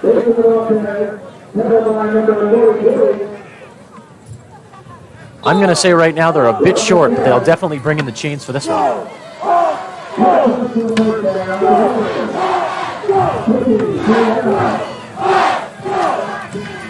This is what OUAA playoff football is all about, Chris. Nail-biting action going into the fourth quarter. I tell you, I can't think of a better playoff matchup than these two teams. Great camera work there by the boys, as you see a Laurier first down just by the nose of the football.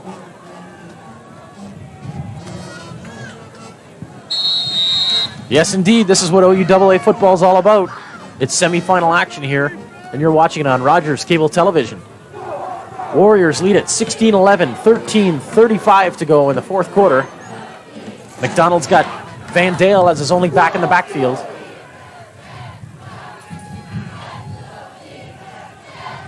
1st and 10 just across midfield. He's got Corey Grant isolated. Good coverage by Tibbetts on the corner. Grant had a step on him, but Tibbetts did a good job to make up the ground. Boy, McDonald just lays it in there. Nice touch on it. Tibbetts giving him the old now you have it, now you don't look. And he could have been the receiver on that play. Good job by Grant to strip the ball from Tibbetts. We take a look at nose tackle David Squigna. McDonald, I think, needed a little more air under that ball. Backfield now empty.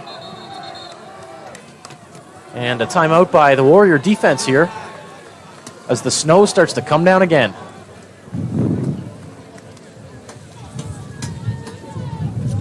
Well, with 13 minutes left to go in regulation time here, Steve, what do you think? I got a feeling that Waterloo's kind of found the secret to their defense. Looks like they're matching up man on certain players or playing a combination zone man, but they're putting their better cornerbacks and safeties on the better receivers, namely Zach Trainer and Corey Grant. You got to take those guys away. See a couple beach guys there in the crowd. Those young men need some help. I think it's official. But I tell you, it's certainly, you can't take anything away from Lauri's offense. They're able to move that football. They're trying to do a combination of run, pass, but it's been primarily through the air. They've been gaining their yardage.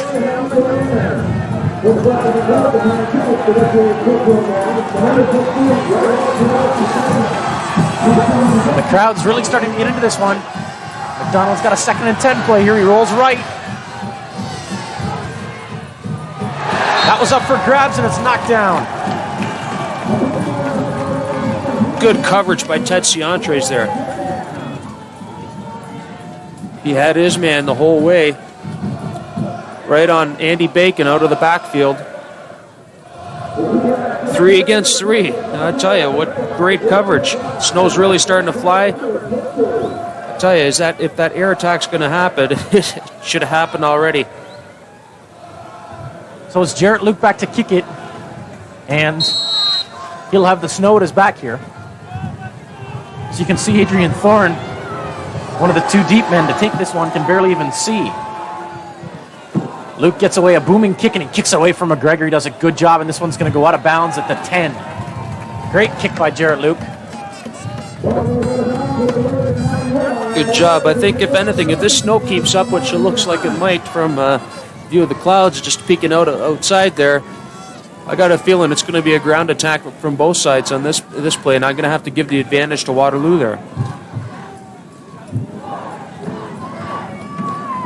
It's Mitch and McDonald on the sidelines, trying to figure out how they can get at least 5 more points on the board.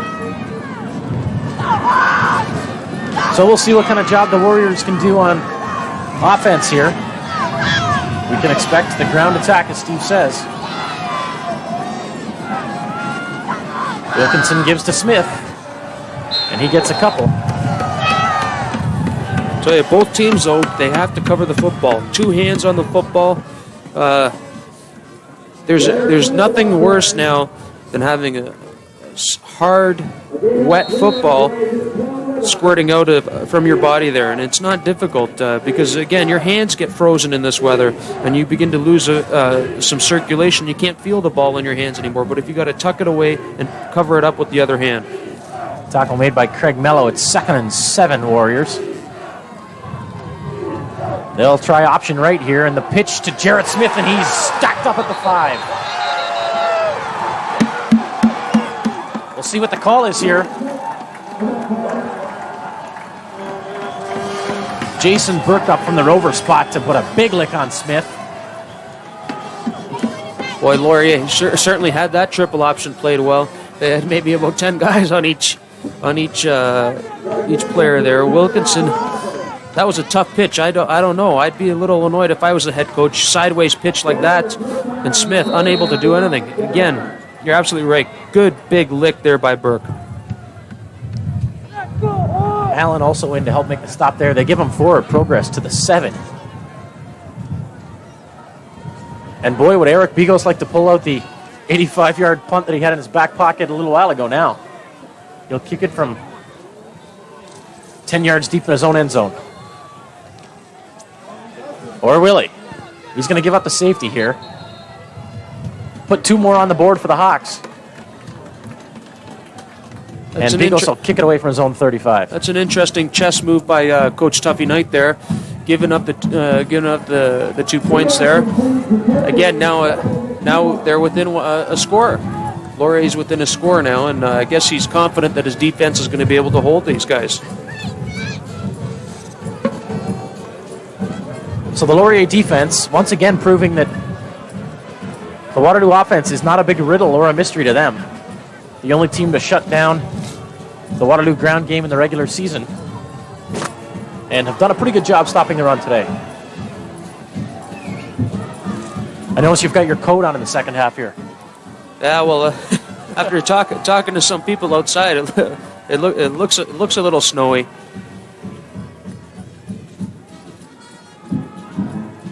And it's got to be tough for kickers in this weather. Tough to get the good footing on the turf, as we've talked about all day. The weather certainly has taken out the factor of these two top kickers there, Bigos and O'Hara. And I thought for sure it was going to be a matchup of field position and kicking games, but in fact, if anything, it's been a matchup in my mind with the defenses. And obviously, turnovers by far have been the deciding factors on both sides.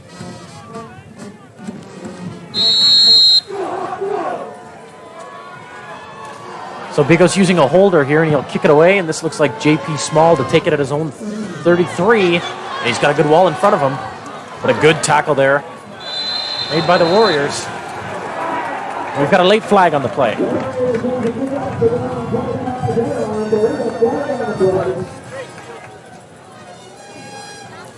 Small as you can barely see him. It looks like mid-January weather. Again, Bigos unable to really get a foot underneath it. Tackle made by Blaine Bell.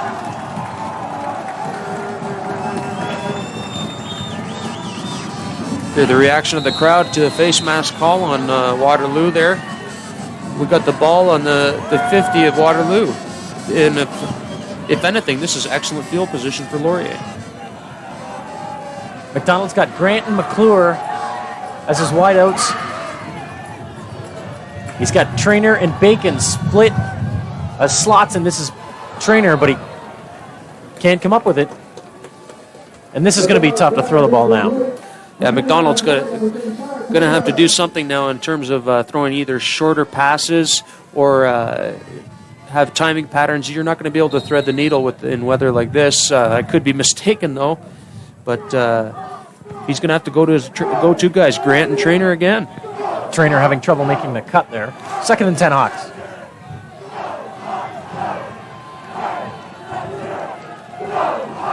McDonald back to pass. McClure's open.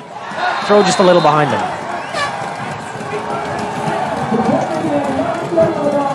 Just great coverage there by Pio Jr. He's a chatter, I'll tell you that. Right up from the line. He's, I guess you'd call that a trash talker, if you will. But McDonald was looking for him deep the whole way, looking for McClure. McClure was open, but Pio Jr. did a good job of getting back there. Good closing speed between when the ball's released and getting to the receiver. Luke stands at his own 45. McGregor and Thorne back to possibly return this one. They'll kick it at McGregor. He fields it cleanly on one bounce. So we'll see if he can get any kind of return here. He's licked by Hawks.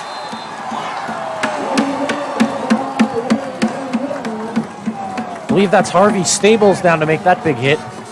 Number 75. That was a big lick there as we take a look at McGregor bouncing around. And again, the reason the kid's bouncing is he can't get his footing stabilized on this wet AstroTurf. And if anything, this is perhaps a detriment to both sides. With the snow coming down, I'd rather be playing on a grass field any day myself. As you see, Warriors up 3. Now 9.5 to go in the fourth quarter. Wilkinson under center at his own 11. Pitch again to Smith. He makes a nice move, gets by one tackler, but can't get by the all-star, Robbie Simons. Boy, that's a lot of running for a gain of 2. I thought he was going to break it for a bit more, Smith was. Good job by Wilkie to read that. Pulls it out of Eddie Kim, pitches it just right at the moment.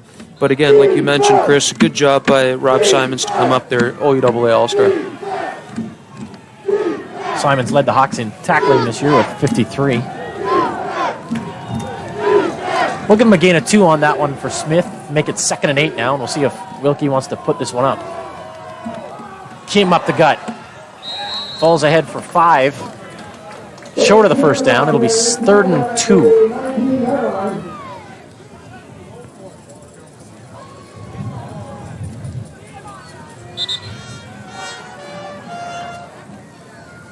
Tuffy certainly being very deliberate in his play calling there. Like I got a feeling he's going to run the ball for the rest of the game. That's the impression I'm getting. He's prepared to let his defense win the game for him now. He's up by 3, and that's a big enough lead for him. So on 3rd and 3, make it. Beagles will kick it away. He's at his own 3. J.P. Small, the only man back to take it for the Hawks, who should get good field position out of this.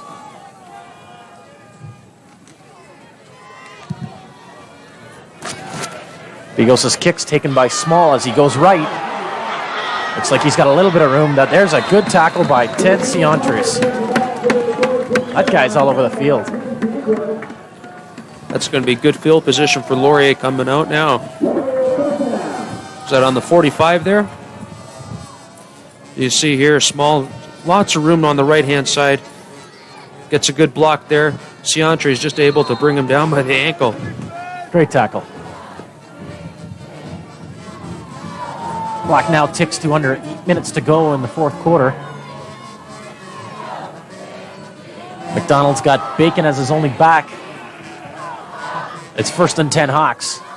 It is Andy Bacon up the middle as he twists and turns for a gain of 4. McCurran getting in there, I think, with Karpowitz. But again, Lauri just trying to keep the Waterloo defense honest here. You can't throw the ball on every play. And Andy Bacon has the kind of speed that if he gets a hole, he can make it a big gainer.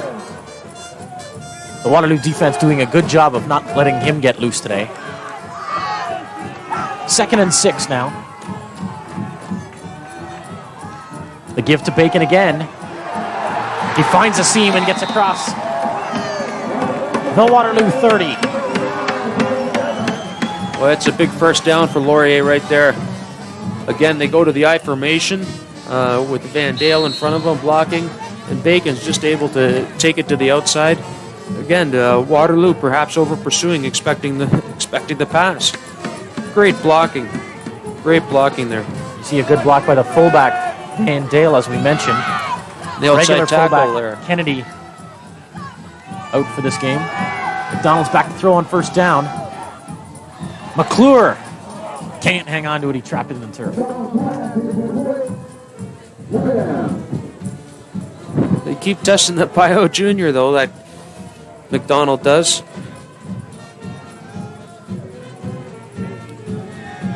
McClure had taken Pio deep and was couldn't get his footing to come back to the ball, and deep outside hitch. So it's 2nd and 10. Laurier has it at Waterloo's 30. This would be a 37-yard field goal from here for O'Hara if he had to. Winds died down at the moment. McDonald wants more than a field goal here. He has McClure on the out. And that'll be very close to a 1st down. Again going at Pio Jr. It looks like he's about a foot short. Or 30 centimeters if you're in metric.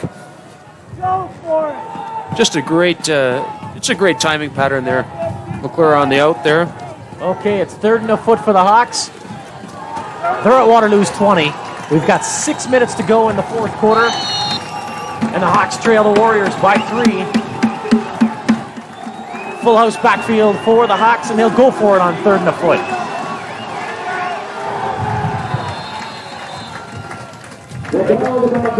Kevin McDonald keeps and falls ahead for a first down.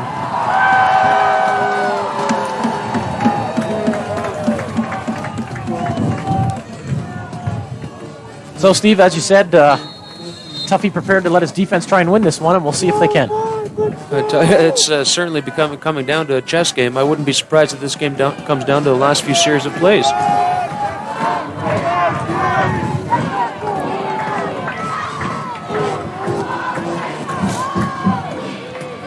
This will be a throw, as once again there's nobody in the backfield. McDonald straight back. He's got all day to throw it.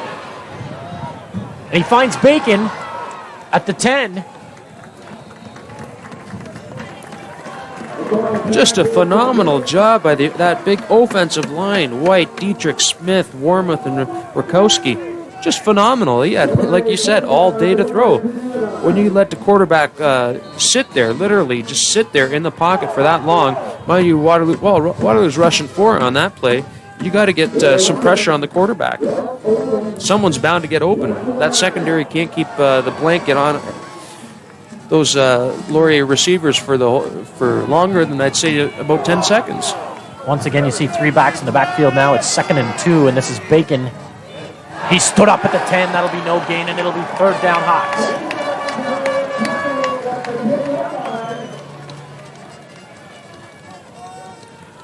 Robbie Fawcett. Looked like Rob Fawcett in to make that hit. Boy, he just stood Bacon up there, eh? Big hit by Robbie Fawcett.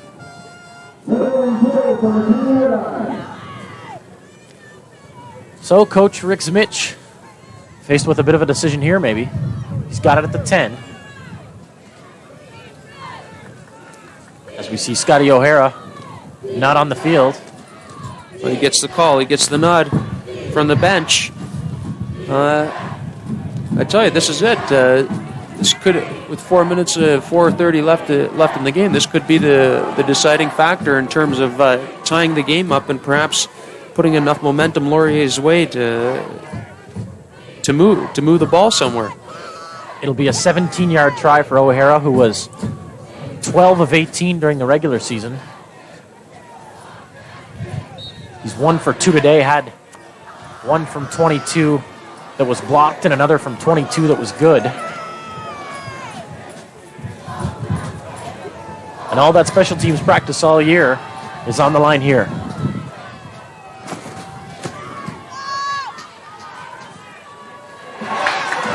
O'Hara splits the uprights, and we've got a tie game at 16.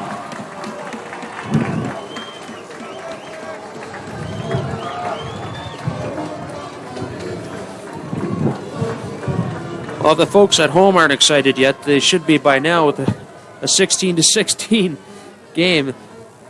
Tell you, you couldn't have asked for 2 more evenly matched teams in terms of intensity, in terms of psychological advantage. I was telling Chris earlier that I was going to give the edge to Laurier, but certainly I think they're quite evenly matched right now.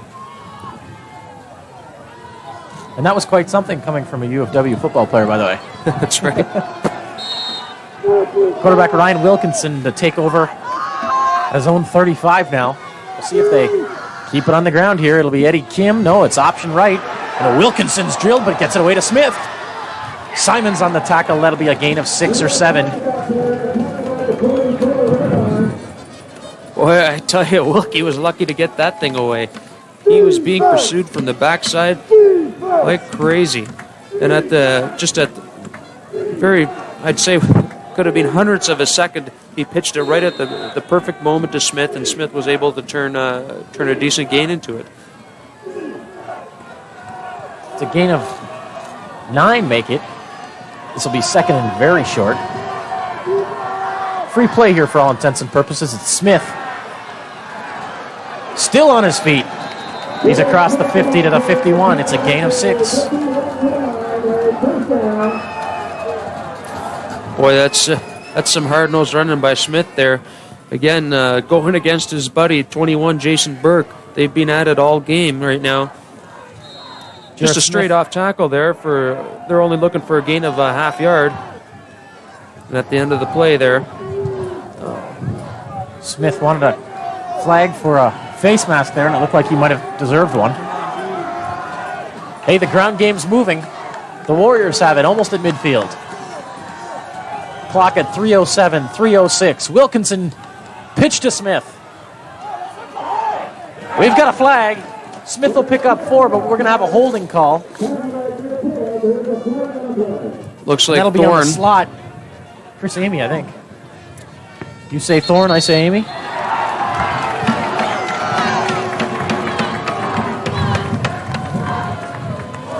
Once again, we've got another Hawk down. Take a look here. Pitch to the outside. Yep, Thorne. You can see his outside hand on the back of Jason Burke, the rover there. You can't do that. This one is going to take some air out of the tires, I guess, of the Waterloo offense right now, and perhaps get some adrenaline going on the Laurier defense. Looks like number 40, Craig Mello, down at midfield for the Hawks. At the 3-minute warning.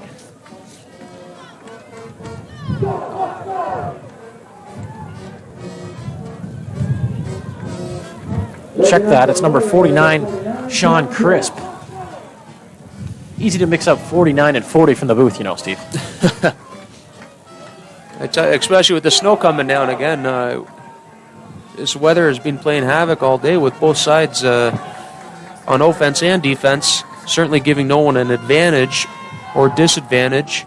But I tell you, I'm very pleased with this ball game. Number 1 against number 4 certainly doesn't look like it this way. Once again, if you're just joining us, it's 16-all. 3 minutes to go in regulation time. The Warriors have it first and 20. They're at their own 41. Kim with the carry, and he gets 4.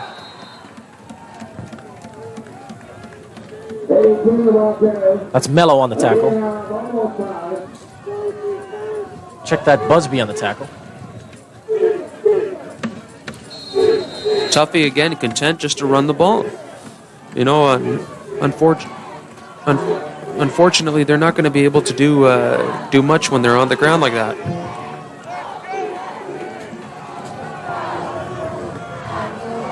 Second and 16 now.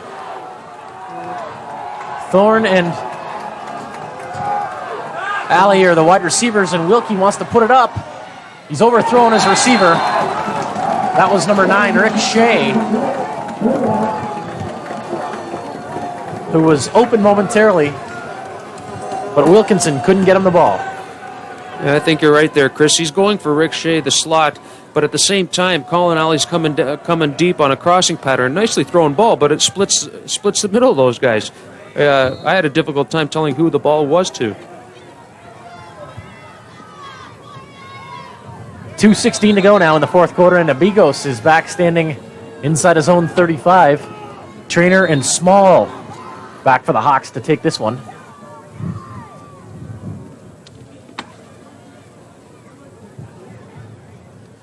Boy, what a ball game. Taking a look there, Burke's down on the field. He's going to have to come out, but again, I guess both Coach Smitch and Coach Knight are content on letting the defense win it. We're going to take a quick break here. We'll be back with the final couple minutes of regulation in just a second.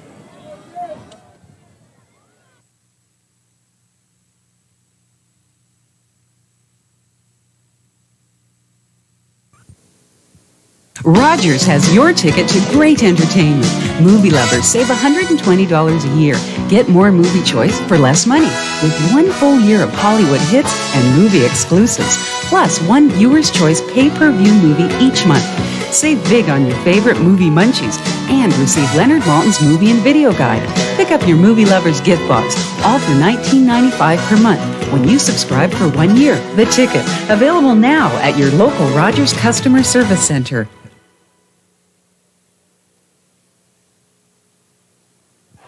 You're seeing Zach Trainer take Eric Bigos' booming kick and bust one up the middle.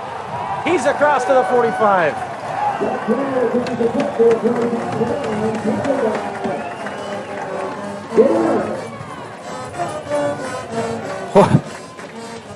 Trainer almost broke that one. We'll see him here.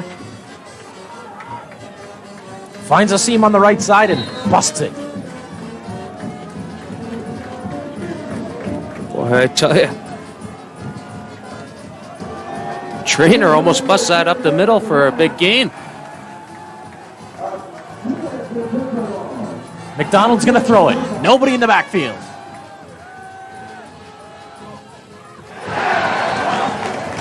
In and out of McClure's hands. It'll be 2nd and 10. I think Pio Jr. got a hand in there on that. And you'll see McDonald looking at it right over there. Yep. And there's Pio putting his hand in. His right hand. Good coverage there by Eric. That's been the matchup that McDonald's liked all day. McClure on Eric Pio Jr. And Pio's done a good job. Under 2 minutes to go now. McDonald from the gun. Warriors bring 4 men. Sinutras from the blind side. Got him.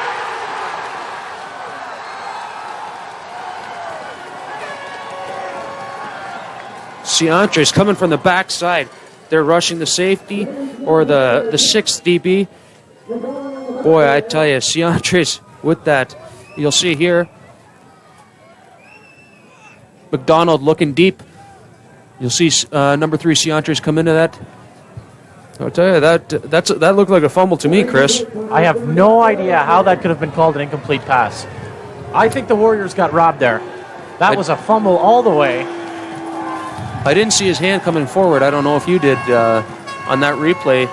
And if that's the case, Ciantre's knocked the ball out, and it's the last person to touch it before it goes out of bounds. Jarrett Luke's going to kick it away. He's standing at his own 30. We've got under 2 minutes to go in the 4th quarter. Luke line drives it right at McGregor, who gets stopped right away at his own 35. Harvey Stables to make the tackle.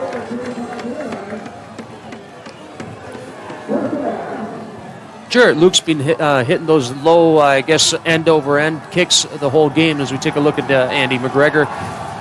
Looked to me like his knee was down there. He should have been called back, perhaps even at the 34. And the Warrior fans now into it. It's their game to win. 1:43 to go. And the joint is rocking.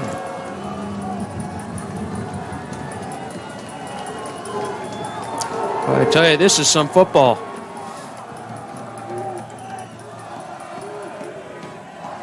Wilkinson under center. Kim up the middle. No, Wilkie's got it on the end around, and he's got all kinds of room. We've got a flag. We've got 2 flags. Wilkie's down inside the 30. We've got 2 flags. We've got 2 flags at the back, though. Just a phenomenal run by Ryan Wilkinson, though, boy.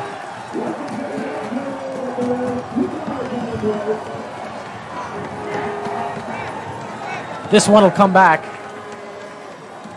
And come back a long way after the long gainer by Wilkinson will be wiped out by Warrior penalties.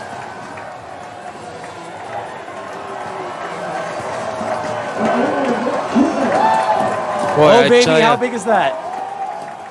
That's a phenomenal play there. As you can see, the outside guy, it looked like the outside slot. Jason Gundy, the linebacker, being held big time there. And The that let outside Wilkinson slot get around the corner. tackling Gundy really on that play. And that's exactly why Wilkie was able to spring that one. Looked like it could put a gain of about 40, 50 yards there. Coming back, and now they're in the whole 10. 1st and 20.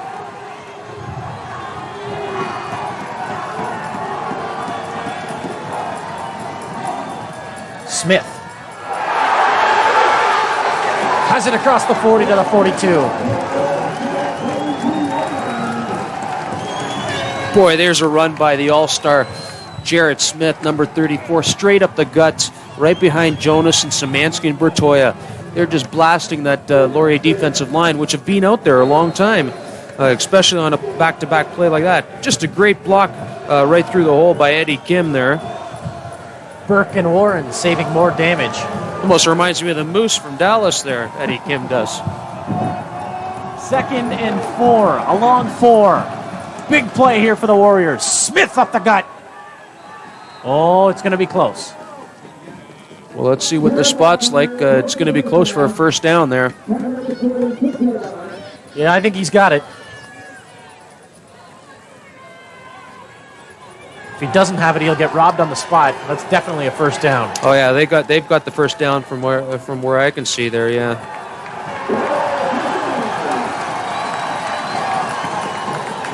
We're keeping an eye on the clock for you. 1:06 to go now. And a single point here for the Warriors could win it. Let's keep that in mind. Wilkinson to Kim. A gain of 4.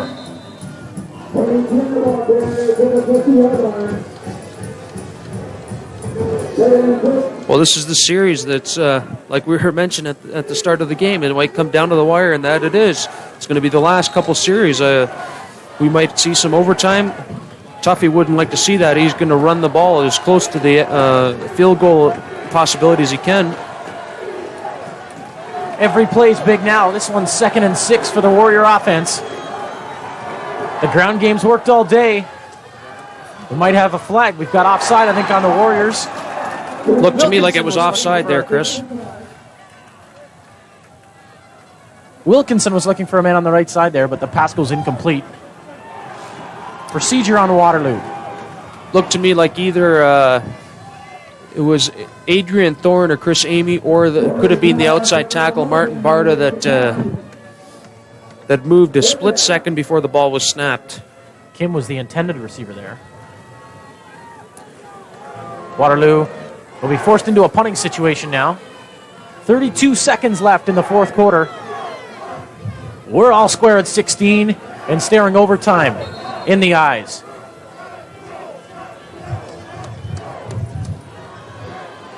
Trainer back. He's the lone man. And he'll be the one to touch the football here. Bigos is back to kick. Snow coming down a little heavier now, as you can see.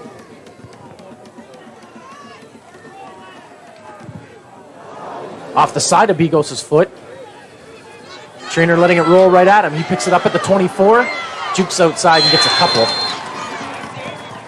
And the Lauri offense with 21 ticks on the clock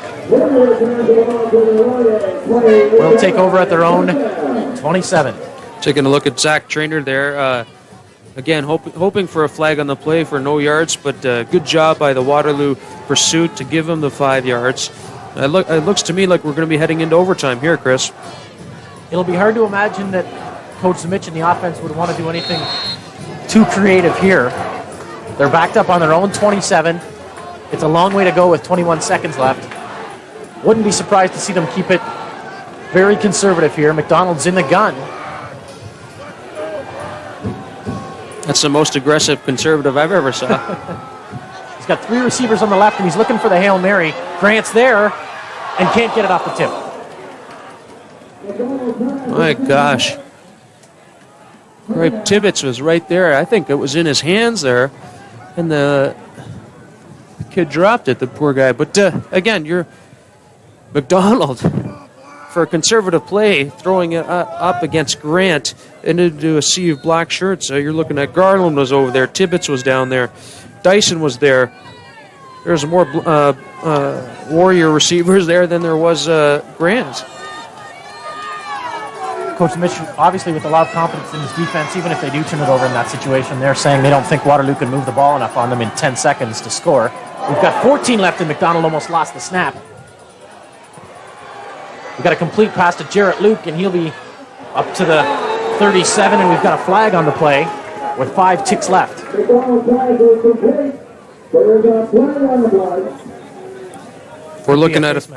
If we're looking at a face mask call, that's going to give him another first down, perhaps another try for a long bomb. And indeed, it's a face mask. That'll tack 15 onto it. And I think McDonald's got a good enough arm. He can throw it in the end zone. Pressburger may be the guilty party there. So this could easily be the last play of regulation time. McDonald has trips left and trips right. 5 seconds to go. He's got Luke short. He's going to try and kick it into the end zone. Bouncing. It's at the 15, the 10. No time left on the clock, and it's covered at the 5. We've got a late flag. Of course, we can't end the quarter on a penalty, so we'll see what happens here with the flag. Now, if that flag happened after time had expired, and if it's defense's or the offense's opportunity, no flag there. Good call, Steve. And that's the end of regulation time. We're tied at 16, heading to overtime. The overtime format, 2 10-minute halves. And boy, is this a dilly. I can't ask for a better game than this. This is just unbelievable. We're talking about 1 point deciding the fate of each of these teams, and it's coming down to literally a battle of Waterloo. They're Laurier against the black and gold of Waterloo. But I tell you, both got to give credit to both these teams. They're moving the football. They're turning the ball over on some unbelievable plays. We're talking about phenomenal hits, fortuitous fumbles for certainly some, both sides so far, and some heads-up coaching because it's become a chess game. I'll tell you what we're going to do. We're going to take a quick break as Coach Tuffy Knight and Coach Rick Zmich huddle with the referees, and we'll be back with overtime. Don't go anywhere. Rogers has your ticket to great entertainment. Movie lovers save $120 a year. Get more movie choice for less money with 1 full year of Hollywood hits and movie exclusives, plus 1 viewer's choice pay-per-view movie each month. Save big on your favorite movie munchies and receive Leonard Maltin's movie and video guide. Pick up your movie lover's gift box, all for $19.95 per month when you subscribe for 1 year. The Ticket, available now at your local Rogers Customer Service Center.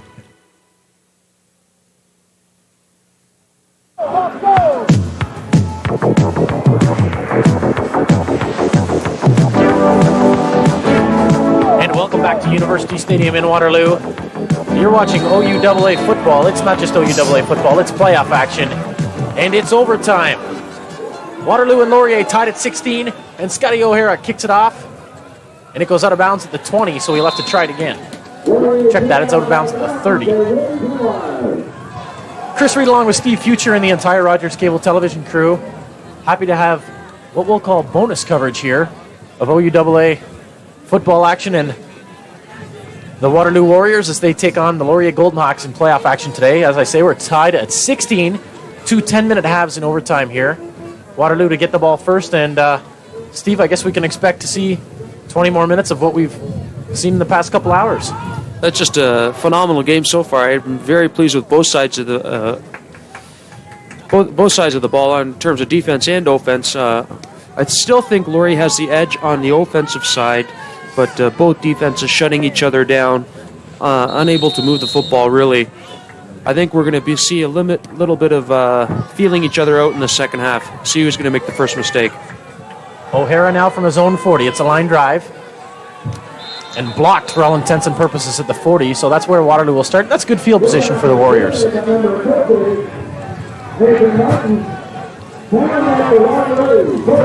If anything, Chris, I think what viewers at home are going to see, and probably all the people here in the stands, well, for sure all the people here in the stands, are this Tuffy Night football to the T right now. No mistakes, fundamentals, run the ball, and if he throws one up, I'll be very surprised. Laurier's defense has done a good job today of shutting down the Waterloo offense. They've got 2 touchdowns, but they've both been on turnovers. Not the defense's fault. And 2 singles. So Laurier's defense doing a good job. Wilkie's going to throw it here. Maybe trying to catch the Hawks by surprise, and that's intended for Thorne and bounced off his chest. Right, that's a lot of, in my opinion, that's a lot of work, as you can see on this replay, for a gain of maybe 4 yards if Adrian Thorne catches that ball. Boy, it hits him right in the mask. Got to catch those, Adrian. But again, Wilkie, you know, when he's been called upon to throw, he's gotten the ball there at certain times. Certainly been nice spiral balls, but they got to go with their bread and butter, and that's the running. Laurier's defense really banged up, especially in the second half here today, and we're looking at the defensive lineman number 50, Dave Squeenia, down now.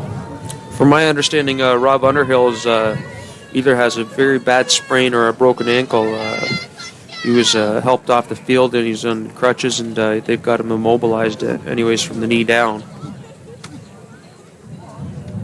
And now Dave Squeenia not looking too good. A couple things that we can watch out for here in the overtime. One, the sun's now out, and the snow has stopped coming down. Snowed off and on during regulation time.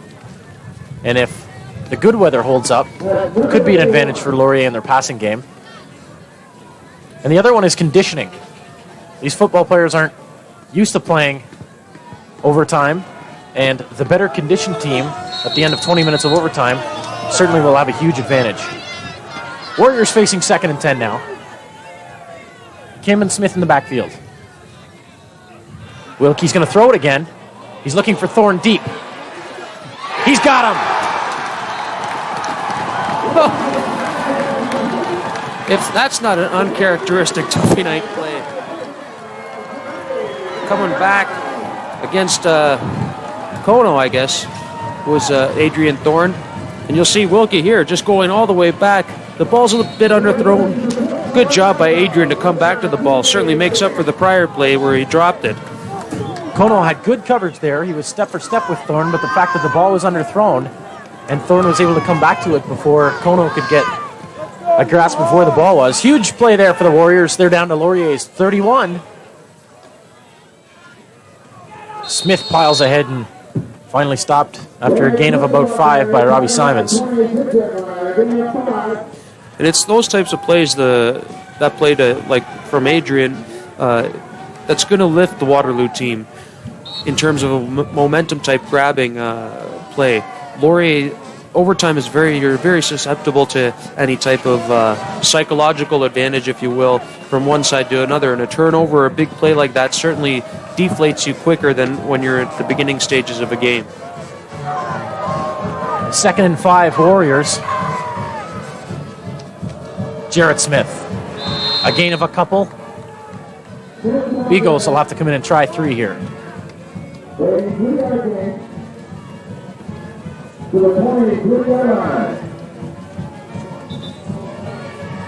Should be a decent chip shot here for Bigos.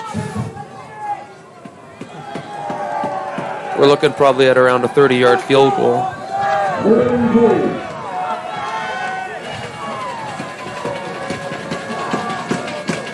Eight minutes to go here in this first half of overtime. It'll be a 31-yard try for Bigos as he puts the tee down at the right hash marks. Wilkinson to hold.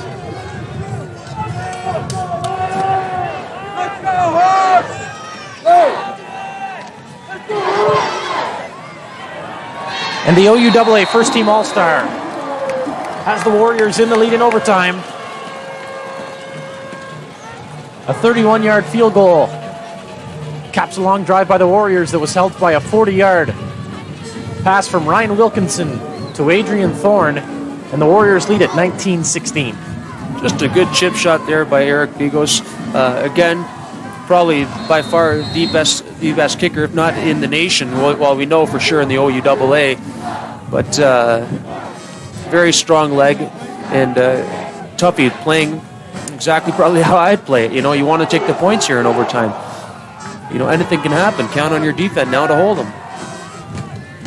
McDonald dumps it off out of the backfield. That's Anthony Ahmad. He finds a seam in the middle, and he's got a big gain. He's out to the Laurier 50. Good call. Good call by Coach Smith there to basically trap the Waterloo over pursuing defense. They're very aggressive, Waterloo, so what they do is they like to come in hard. And you can see here with all the motion and commotion back there, they've basically set that up the whole game. Ahmad there, the slot's able to get free and able to basically make a small gain into a huge one. Tibbetts with some help on the tackle. Big play for the Hawks. They're at their 51. McDonald, quick drop. Here comes the blitz. He gets it away. Intended for Corey Grant, but it's knocked away by Tibbetts. Good coverage there by Tibbetts. I just think, if anything, McDonald's looking to him the whole way. You see Zach Traynor coming across the top there. But both players, you can see when they stood up there, both equally of the same height. I'd say the speed's very similar. You know, it's a great all-around matchup. little bit of pressure there from the Waterloo defense as they bring Van Giel on the blitz and able to get McDonald to unload that one maybe a bit quicker than he wanted to. We'll see how many they bring here. Here comes the blitz off the corner. Safety blitz for Sinutris, but McDonald gets it away. That pass was intended for McClure, but Eric Pio Jr. does the job. I'm going to have to say, Eric Pio Jr. got away with one there. He had his hand on the back of it was McClure's shirt. As we can see here, I think it was clean. Right about there. He's got his hand on him too soon. That should have been a pass interference. Pio Jr. getting away with one today. I think that's just good defense there. Little incidental contact. Pio Jr.'s done a good job today. They've been going at him all day, trying to pick on him with McClure. I think they're getting Laurier's getting away from their Grant McDonald combination. Luke hits a ground ball at Thorne. He picks it up at his own 26. Gets away from a few tacklers, and he's got it out to the 35-yard line. And that's where the Warriors, up 3 in overtime, will take over. This is one I don't understand is if Luke's their best punter, I'd like to see who their worst one is. Poor Laurier there. He's been hitting more or less end-over-end punts since the beginning of the game. A big cheer from the crowd there as they find out that the winner of this game is facing the Guelph Griffins.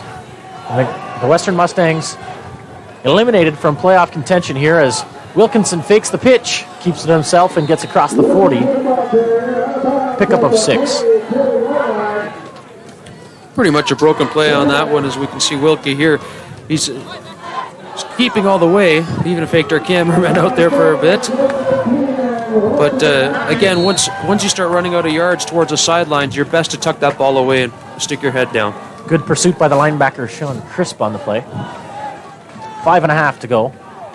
First half of overtime. Warriors facing a 2nd and 4. Keep your eye on the tailback, Jarrett Smith here. He bounces it right. Nice tackle by the cornerback.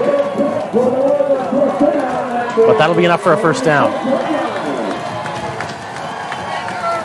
He's Kono meeting on his the buddy, Jason Burke, up there. Playing a safety-type position there. Smith and Burke have been going at it all afternoon. I'm going to have to say that Smith got the better of that one, as we're taking a look at Eddie Kim down on the play.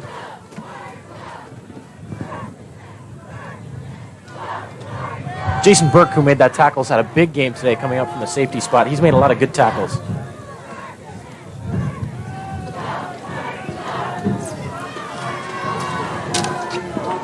This game, as you had mentioned, obviously a very tough, hard-fought battle, but I find it very fascinating, if you will, that two unmatched styles can be this close in a football game. Usually you see one style winning over top the other, and by that I mean the football style of the type of run and shoot that Laurier likes to run, and Waterloo's traditional stick your head down, pound them to the ground triple option. And as you can see by the score there, very evenly matched teams. And therefore, through the rest of the year, you see different recruiting practices to both sides. It's going to, if anything, this game's going to really, really help both sides of the teams in the offseason in terms of recruiting young players. Especially if they take the tape of this broadcast with them around. Well, we're hoping they do. And we hope you out there who are watching this game on Rogers Community Television are enjoying our coverage of OUAA athletics. This will for sure now be our last football game of the season, as the crew from CHCH will broadcast the Yates Cup between the Guelph Griffins and the winner of this game. Doug Haydner will come in at the fullback position as Eddie Kim walks off under his own steam, more or less. 1st and 10. Waterloo at their own 46. Wilkie's looking for Thorne across the middle, and it's overthrown. Well, it's a good, nice pick play by the ref there. If anything, on by Adrian, unable to run by the coverage there. In my opinion, he should have gone with his first look. And you see Ryan Wilkinson taking a look at Colin Alley there. He was open, though, but he decides to go, and you can see there the ref just got in the way, and Adrian had to break off his pattern. Coverage by Kono and Burke on the play. We'll keep an eye on the Warrior fullback, Eddie Kim, for you and see if he'll re-enter the game. Big part of the offense, the blocking fullback for the Warriors. 2nd and 10. Wilkie to throw. Too high for Thorne. Bigos will have to kick it away.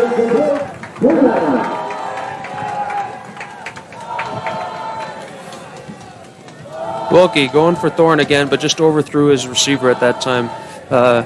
Ryan's got to throw that ball around. You can't go to your primary target, Adrian, even though he is an OUAA All-Star and does lead this team in receptions. They do have some hands, names of Chris Amy and the likes of Chris Amy and Colin Alley and Rick Shea. Spread the ball around a bit, and you'll keep Laurier's defense a bit more honest. You see Zach Traynor blocking the sun from his vision here as he's waiting at his own 24 to take this one from Bigos, and it's a high one. Traynor takes it as 23. Tries to break it outside. Good coverage by the Warrior special teams.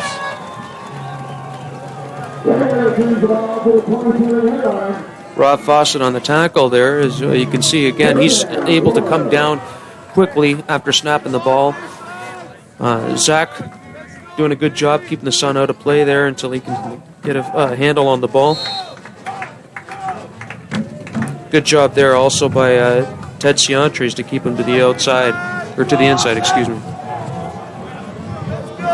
So Kevin McDonald, who's been operating out of an empty backfield most of the afternoon, as you see the shadows on the field now, on 1st and 10 from his own 26.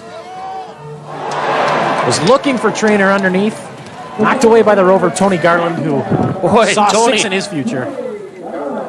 He was kind of wishing his parents had added him another inch there. He would have had a handle on that one. Looking at 6 points down the sidelines. Good play by Tony to get over there in coverage. They played a deeper zone type coverage. Obviously, Laurier throwing the ball. Waterloo responding with 6 DBs in for that. From the gun, McDonald has 4 receivers to his left. McClure and Traynor to his right. He looks underneath. And I believe that's Anthony Ahmad coming underneath. And that'll be a pickup of 8, maybe 9. We're too short. Take a look at that play. Ahmad just doing basically an inside post pattern, and good job by Garland to stomp him there to make him short of the first down. They need a long yard, if you will. So with the score, Waterloo 19, Laurier 16, and under 3 minutes to go in the first half of overtime, the Hawks will be forced to kick this one away. Good job by the Warrior defense there.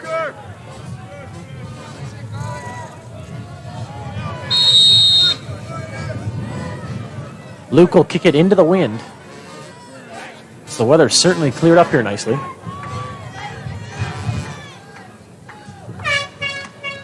McGregor and Thorne back, and there's a liner right at McGregor. Bit of a knuckleball. He knocks it down and then picks it up at his own 34 and loses 5 on the return.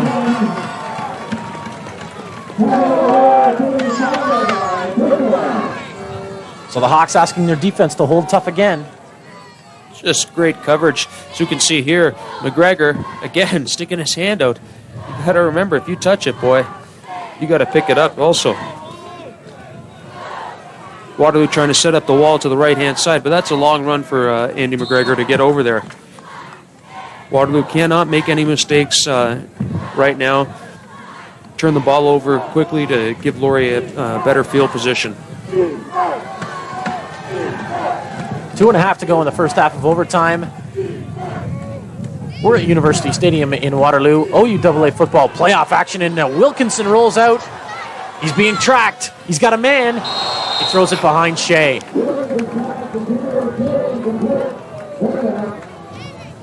Just a great athletic Had a job couple men open there. by Ryan Wilkinson.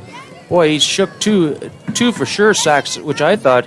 And unfortunately, the receivers weren't able to scramble enough to get back and give him some help.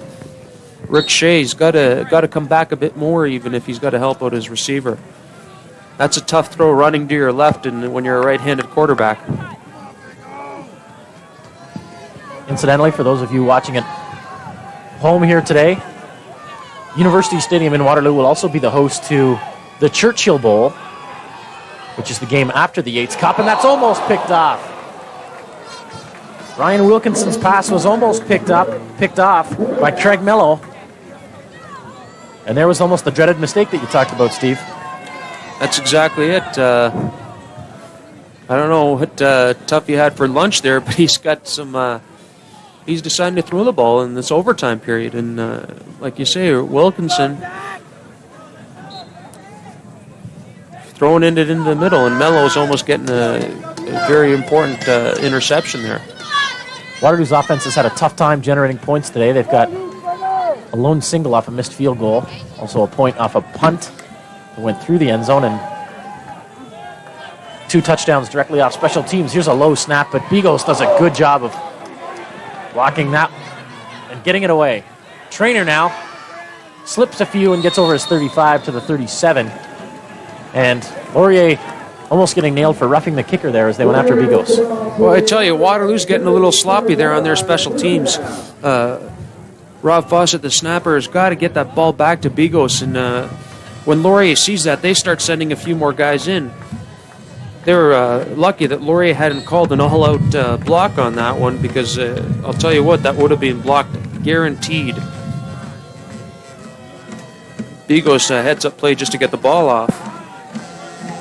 So McDonald has McClure, Trainer, and Luke to his left. Also 3 to his right. And I believe he's found Zach Trainer there for a short gain, maybe 5.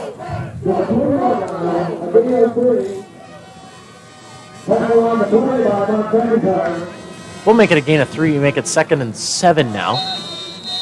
I don't like that matchup, though.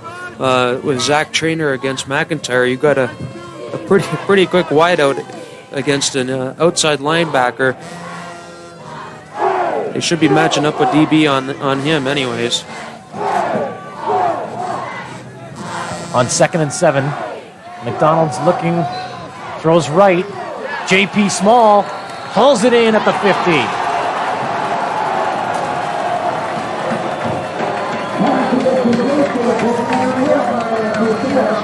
What a catch by J.P. Small there. That's got to be fingertips from off the AstroTurf again. Sean Dyson all over his back there. He's trying to get a hand in there. Also, McDonald doing a good job.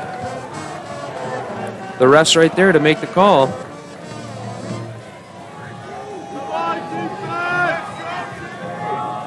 Tough call there. Minute and a half to go now. First half of overtime. Here comes the blitz. Sion Trace is coming again. There's a pass in and out of the hands of number 73, Matt Rock. He's a second-year receiver who the coaching staff is very high on. Just couldn't hang on to that one. Again, picking on Eric Pio Jr. Coming up with the big play. He's certainly not backing down from the challenges Laurier is throwing at him. And you can tell right away he's giving him a bit of a cushion. Both the receivers that have been coming his way, McClure and now Rock. But he's got the closing speed to get in when the ball's between him and the receiver. Looks like McClure might be out. See if we can get an injury update for you on that one. Almost a great catch by Corey Grant, but he can't squeeze it. That was a tough throw from McDonald. 3rd and 10 now, Hawks, and they'll kick it away. That wasn't an adrenaline-rushed series there. I don't know what was. Grant has got to pull those in, boy. When you got an opportunity like that, no one was around him, and it was a good throw by McDonald. You can't ask a quarterback to put it in any nicer than that. So a 31-yard field goal by Waterloo kicker Eric Bigos is standing up here in overtime. Luke with another line driver at McGregor again. Takes a funny hop and he picks it up at the 25. Brought down right away at the 27-yard line. Make it the 28. It's a return of 3. Boy, that punter's even... Jarrett Luke's really skimming the tops of those helmets when he kicks that ball there. But again, it's given McGregor a tough time. The ball's bouncing on the ground, and he's unable to pick it up cleanly and make a decent return out of it. So the Warriors are 1st and 10 from their own 28. Ryan Wilkinson, who went to the air a couple times last series, gives this one to Smith, and he'll try and bounce it outside, but he's brought down, and that'll be a loss of a couple.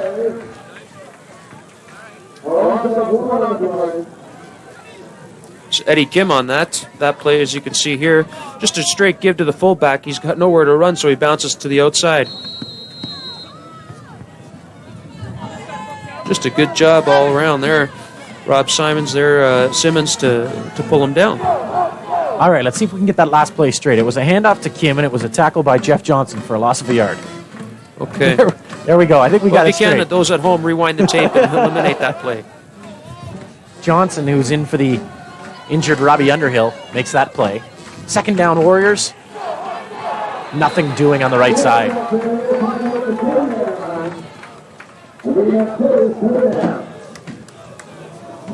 Boy, Lauri shutting down that Waterloo running game, that's for sure.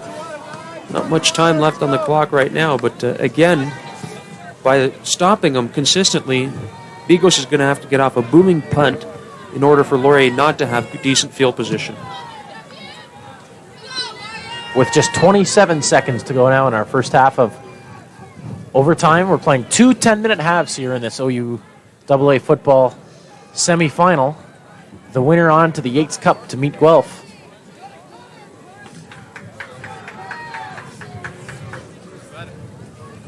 Warriors up by 3. 19-16. The spot of the ball will be at the 30, and Bigos will kick it away from there. Zach Trainer back, waiting for it at his own 40. As you said, Steve, should be good field position here for the Hawks. Eric's got to get a booming kick away. First off, to use the field, and secondly, to cause Zach Trainer to play havoc with his eyes in the sun there.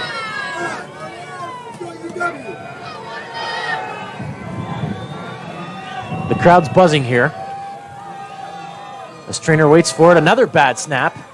Picked up cleanly by Bigos, and he gets away a good kick, spiraling. Trainer at his own 41. Tries to get outside again and can't. It's a big tackle. Good job, Dougie Wright. By Doug Wright. Number 54, the big old lineman that we were talking about in the previous games we were doing, Chris. My understanding, he is a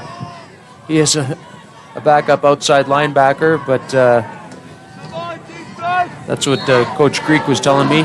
But just a typo on their programs. As we have him listed as the backup center, which he may well be. I don't imagine they have any plans for Zolt Jonas to go down with injury anytime real soon.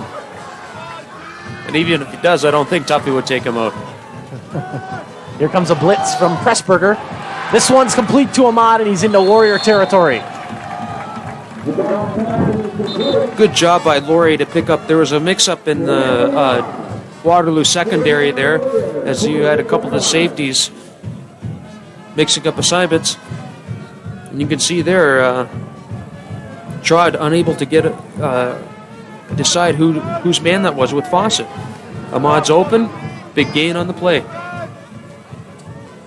When the Hawks want to run the ball, they'll have Jason Van Dale in as a blocking fullback, but when they go to the 5 or 6 pack, they'll bring in Anthony Ahmad, and he's the receiver out of the backfield. So take a look at 50-year pivot Kevin McDonald. Unquestionably the leader of the Laurier offense here. With 11 seconds to go. First half of overtime. Laurier ball at the Waterloo, 48.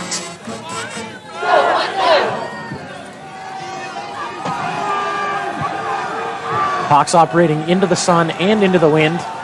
Trips far right, trips far left. McDonald's going to throw it up for grabs here. He's looking for Ahmad, and he's got him at the 36. With 5 seconds to go in the half. Ciantres can't give Ahmad that type of a cushion. This is the playoffs. You've got to play hard man. You've got to play aggressive. They're spreading the field out, and McDonald's looking that way the whole way. You got deep support by Tibbetts there. Ciantres got to come up a little tighter on that. And we see another Hawk down on the field. Can't see the number for you.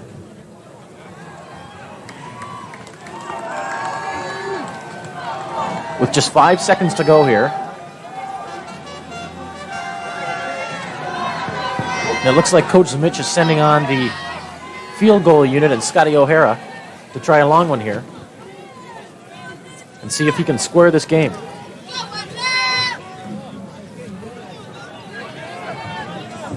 Well, let's see what that second team OUAA All-Star Scott O'Hara can do.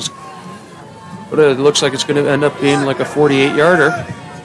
Or, no, 44-yarder, excuse me. But that's deceiving, obviously, Chris, because the ball is rock hard, that's for sure. It's not like you're punting in shorts and T-shirt. It's also into the wind as we look down at the far end of the stadium and see the Canadian flag blowing right in O'Hara's face, especially since he's at the left hash mark. That's going to be a really long one.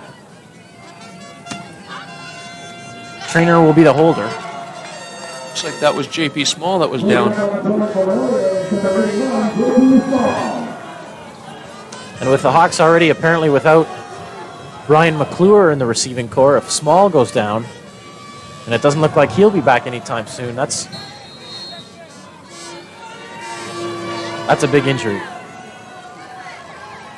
Small also the return men, one of the return men.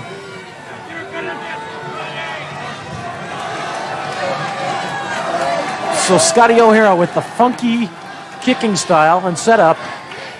This will be a 43-yard try. And he's hooked it a bit. And misses wide left. McGregor manages to get it out of the end zone.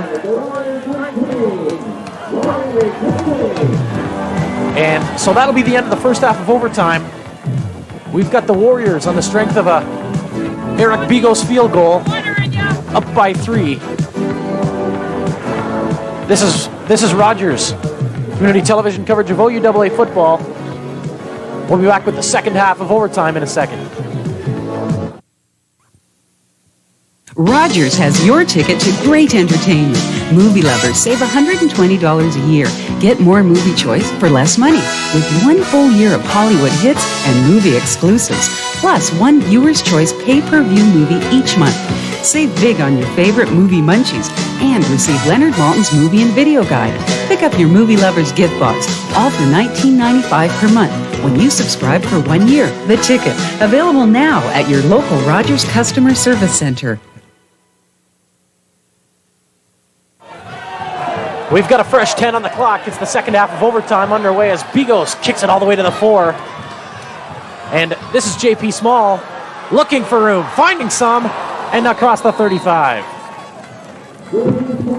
I tell you, if that wasn't the quickest recovery I ever saw from an injured player. Small coming back with a huge gain for Laurier.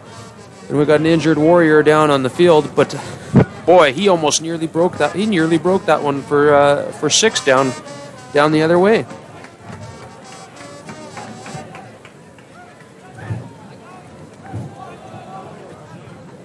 So we've got the Warriors up by 3 here. Laurier has the ball at their own 36. Chris Reed along with Steve Future, bringing you the Battle of Waterloo, the sequel. And Steve, with 9:53 to go here, should be interesting.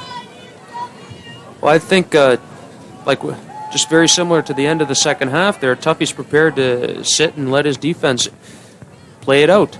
And if that's the case, then Lauri's got to take advantage of that. Go to the air again, move the ball. They have been moving the ball well against the Waterloo defense in the middle of the field, which they are at right now.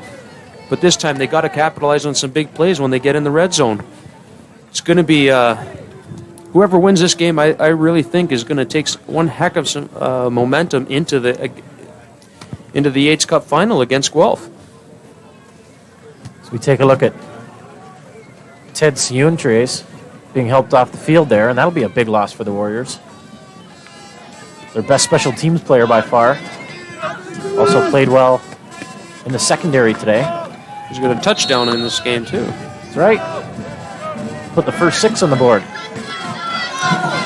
Well, it's going to be interesting to see. It's going to be interesting to see who Coach Greek brings in there.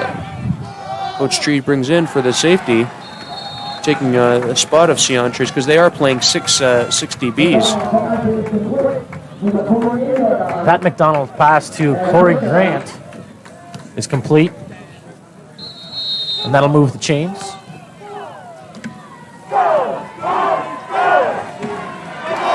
So we'll see if Kevin McDonald can find some holes in this Waterloo defense here. Van Dale and Bacon in the backfield, and here's Bacon. Nothing doing. Maybe one. The Waterloo defense, including Van Giel and Pressburger all over that one.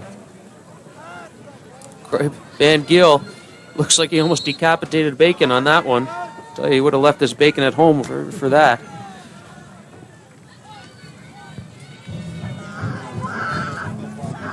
So after a pickup of maybe a foot on first down, we'll call it 2nd and 10. I formation in the backfield. Play action, McDonald to throw. Can't find Grant. Looked like some clutching and grabbing there in the secondary, but no flags, and the Hawks are faced with 3rd and 10. Good coverage again by Tibbetts. Tibbetts again, basically man-to-man on Corey Grant. I don't know why they keep throwing to these guys because they've been like there's been Siamese twins the whole game. You can't get away from them. If anything, I like when they're picking on Pio Jr. He's giving them a little bit of a look, but Tibbetts not giving nothing there. McGregor and Thorne waiting for the kick of Jarrett Luke. Gets away a pretty good one. A line drive to Thorne inside his own 30 and picks up 6 on the return.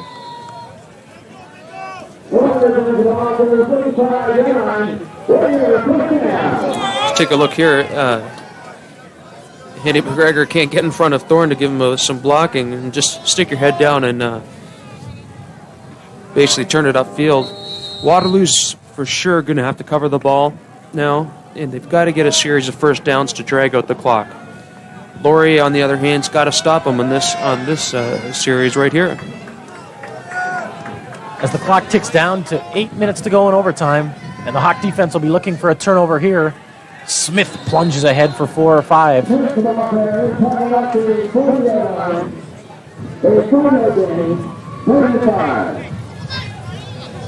we take a look at Corey Grant.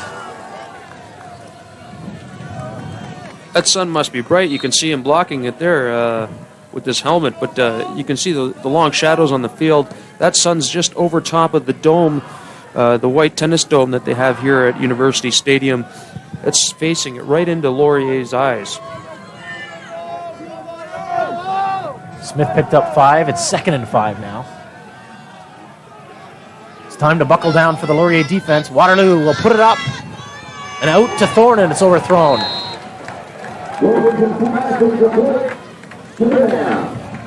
Wilkinson just can't find the range today.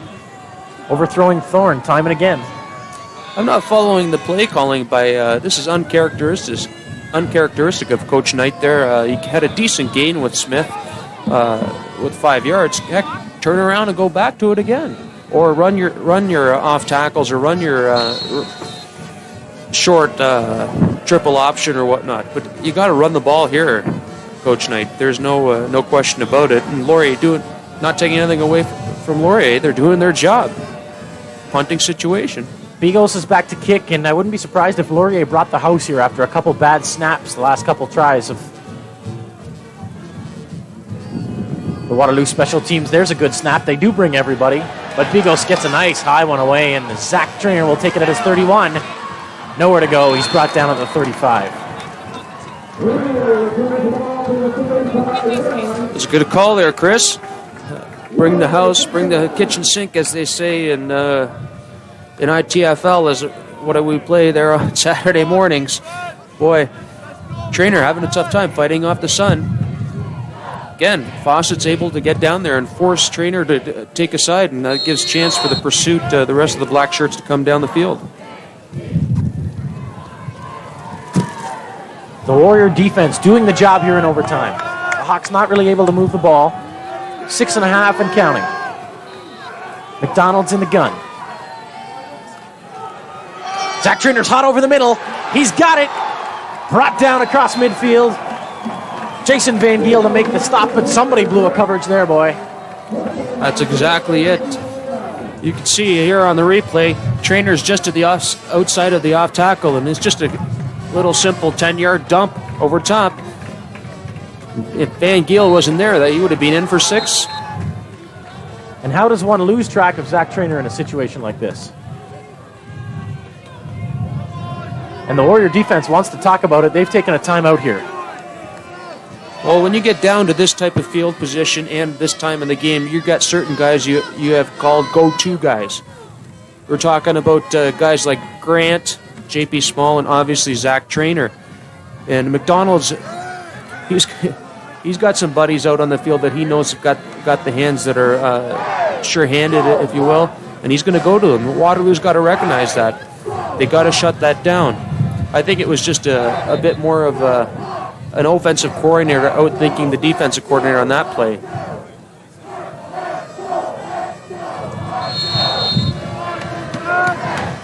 .6:16 to go. As Laurier breaks huddle here. Ball's at Waterloo's 51. McDonald's got Grant split wide left and Rock split wide right, and then your various assortment of slot backs.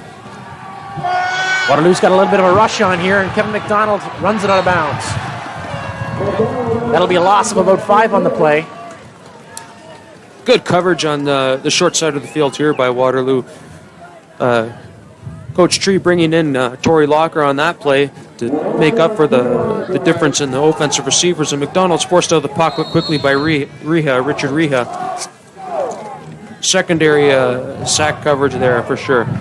And it was Garland who finally bumped McDonald out of bounds.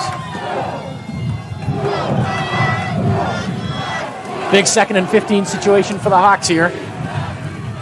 McDonald has 4 receivers to the left. Trainer and Rock to the right. Waterloo brings a blitz. He's looking for Grant and has him.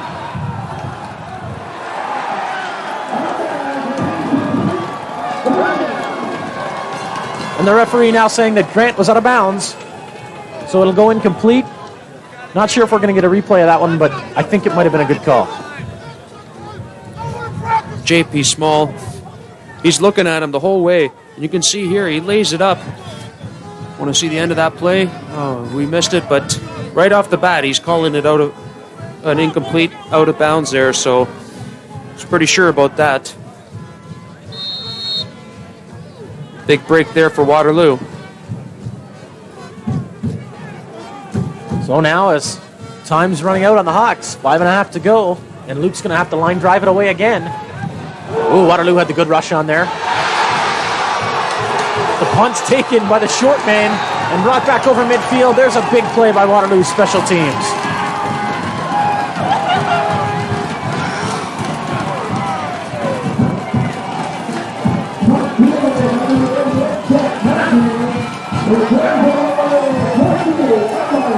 We're going to get a look at the replay here, and we'll see the pressure that Jarrett Luke was under.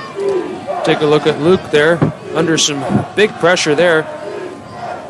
Boy, just talk about some momentum building now for Waterloo here. That punt was brought back by Jeff Matthews, who was in on special teams there. And whoa, David Squina with the big hit on Smith. Just rocked.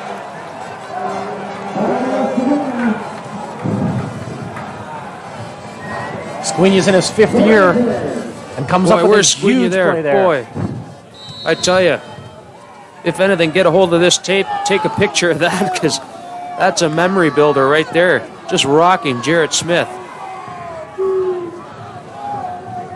But Waterloo keeping it on the ground, managing to keep the clock running.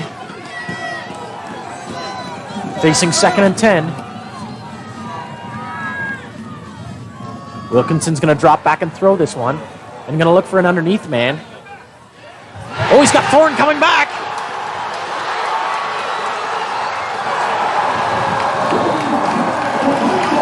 And he's to the 15.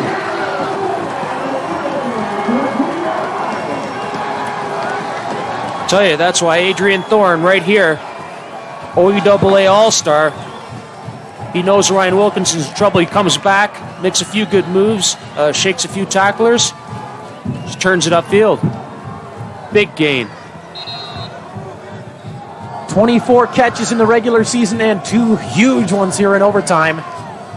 The first one was a 40-yard bomb that set up the Beagles field goal in the first half of overtime.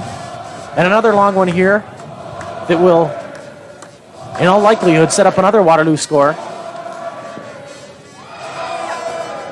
The Hawks are going to have to try and hold them to a field goal here and then hope for the ball back.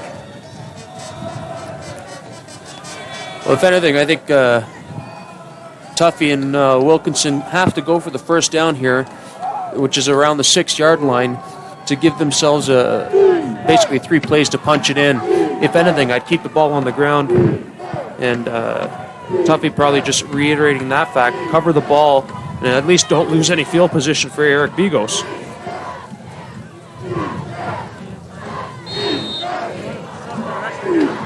Yeah, I think you're right, Steve. I think we shouldn't be surprised to see Waterloo keep it on the ground here. And I tell you, Lauri's got to come in hard and get their hands in there, try to jimmy that ball loose or something. Create a turnover. from the 16, Wilkinson's going to throw it, wouldn't you know it? Oh, it's almost picked off. Kenji Kono getting his hands on that one. It was intended for Thorne. Boy, I don't understand that call at all. Other than maybe going for it on the first down and knowing that you haven't probably your top place kicker in the league there. But boy, I would have ran that football there myself. But no damage done. 2nd and 10 now. Alley split left. Thorne split wide right.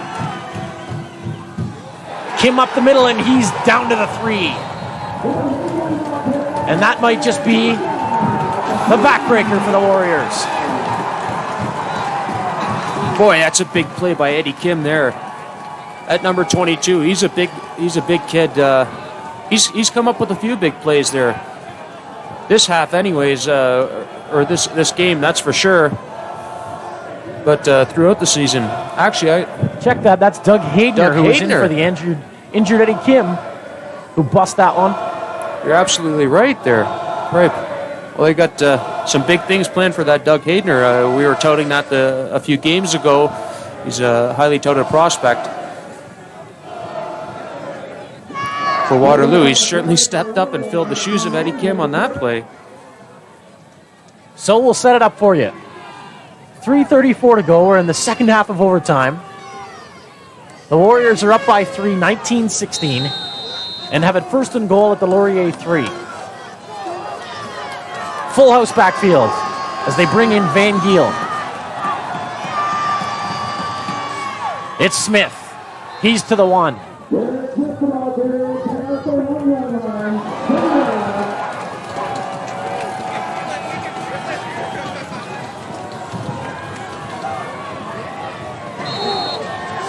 Where are you going? You're very nervous. You're pacing around up here. Right?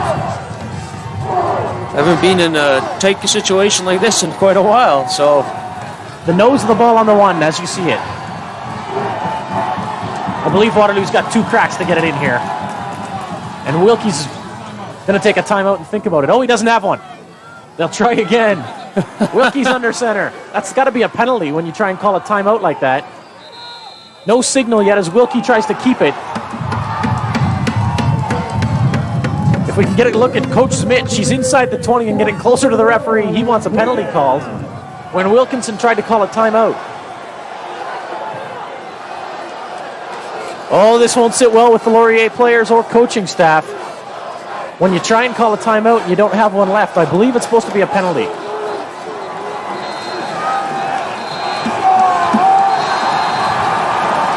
Batten down the hatches. The Warriors are going on third down.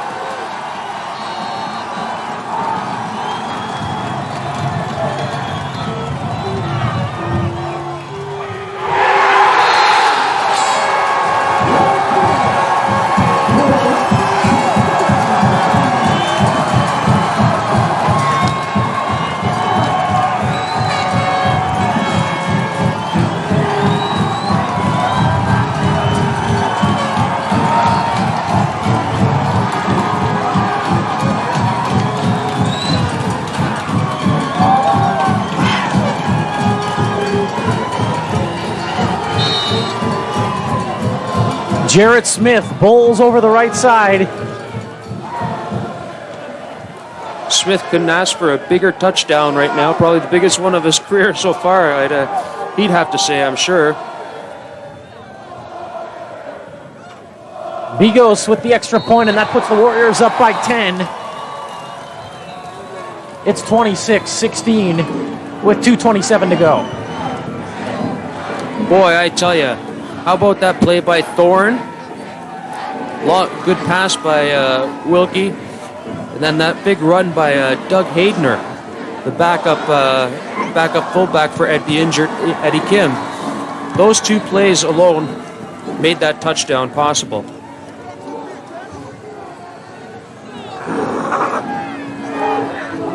Well, 2:27 to go.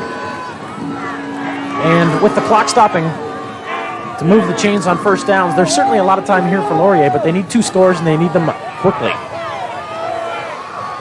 Small and Ahmad. Deep to take the kickoff from Bigos.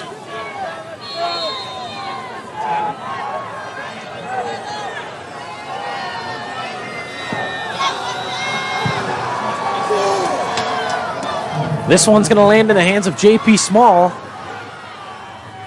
Good special teams work by the Warriors. Small can't get past the 24. Good job by Waterloo coming down on the coverage. I tell you, Chris, you couldn't have asked for a better game today. Great football weather. Boy, cold, snowing, playing on AstroTurf, so it's slippery. The ball is rock hard. And give credit to both these sides. They certainly put on a show today. Very entertaining, and I'm not going to take anything away from either side because I think they both did an excellent job. McDonald from the gun. Pass goes incomplete, but we see a flag. They're going to call pass interference on Tibbetts there, and I'm going to have to agree with the ref on that one. Tibbetts a little early getting in there. You could say that was almost a redemption call if on the one down here that I think was should have been one on Pio Jr. I think we might see the receiver here just lose his footing. Looked like Corey Grant just slipped. Yeah, that's what it looked like. That's a tough call. Clock sits at 2:17. McDonald and the Hawks have it out to their own 36. Low snap. Here comes the pressure. It's Jarrett Luke across the 45 to the 47. That secondary's got to relax a bit. McDonald's just starting to pick apart the secondary because they've given them a decent cushion. They're giving them 10 yards or whatnot, and McDonald's going to take it because the clock stops on every time. Warriors bring a few more. Oh, Anthony Ahmad can't hang on to it. He was wide open underneath. Boy, if Ahmad could have that one back, I'm sure he'd do something different. But I think he was looking at where he was running already. You know, every receiver does that, but what a time to do that. Catch, tuck, and then run. So the clock stops on the incompletion. 2:03 to go. Second and 10 for the Hawks. This is 3 down football the rest of the way for them. McDonald loses snap through his legs, picks it up. Has Zach Trainer, but it's picked off and then dropped. Pio Jr. almost ended this one.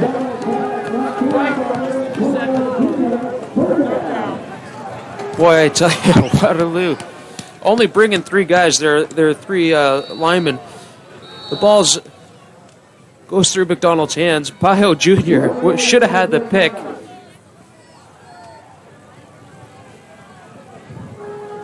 I think Mitch has got to coach. Mitch has to go for this now.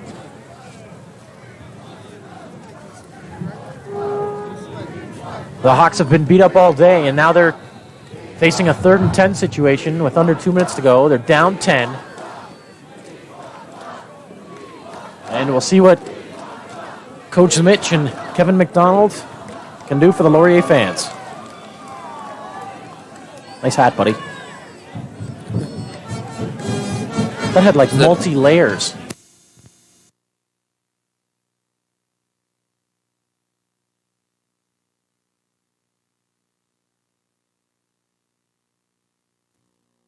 Looking for a man, looking for Trainer.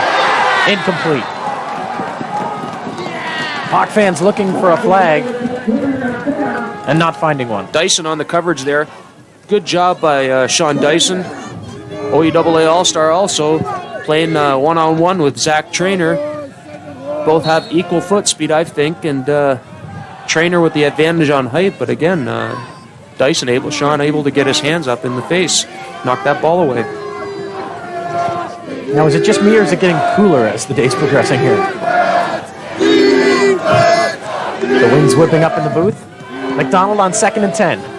Warriors bring 5 this time. That pass will be incomplete. I believe he was looking for JP Small. Well, Garland on the coverage. If anything, I think it's going to come down to this last play right here. 3rd down and 10. And let's face it, McDonald's got to complete this one, or else, well, they need 2 scores. Reality check for the Hawk fans here. They have the ball at the 36. It's 3rd and 10. Even if they can get a score here, they need to recover the onside kick and score again with 1:15 to go. McDonald drops back. Looking deep. Has Corey Grant, and he's open in the end zone. Touchdown, Hawks. How big is that? Hello. We're in a ball game again.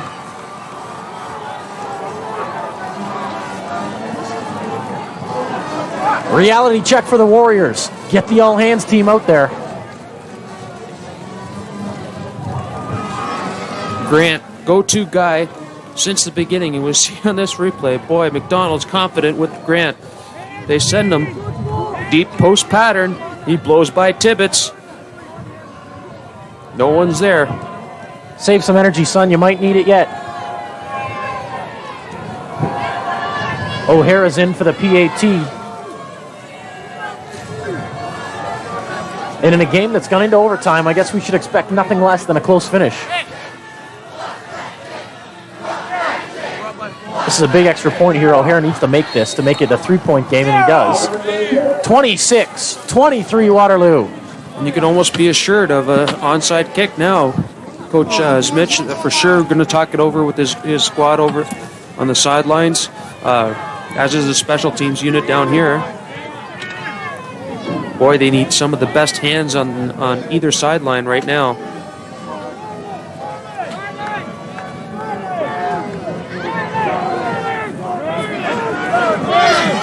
So we'll see who Laurier has in set up for this onside try.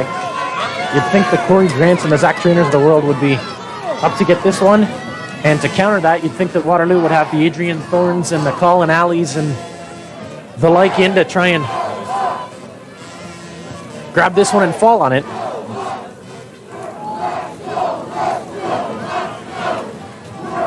A minute 8 to go now. And the Hawks, after the 36-yard touchdown pass from McDonald to Corey Grant, have cut the lead to 3. Well, I tell you, listen, if you got plans anywhere tonight, you better cancel them, because this game just keeps seeming to be going on and on. Can't ask for a better football game played on a cold Saturday afternoon. O'Hara lining up to kick it left. Here it is. It's a chip shot. And that looks too easy for Waterloo to recover. We'll see who comes out of the bottom of the pile with that one. Instead of electing for the ground ball, they tried to chip it over the front line. That's number 88, Andrews, the rookie. Jeff Andrews, who fielded that one cleanly and then just fell on it. Jeff Matthews did a good job there. I don't know. I'm going to have to disagree with instead of chipping it up high like that, most field or place kickers would have hit it on the ground, trying to get a squiggly ball or something like that, have it touch somebody. Nothing fancy here, Waterloo.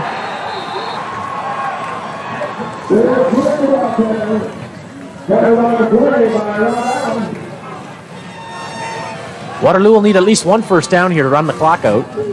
No gain on that play for Smith. That Waterloo's for sure going to have to move the football. It's not over for Laurier yet, and they know that, and they can sense that.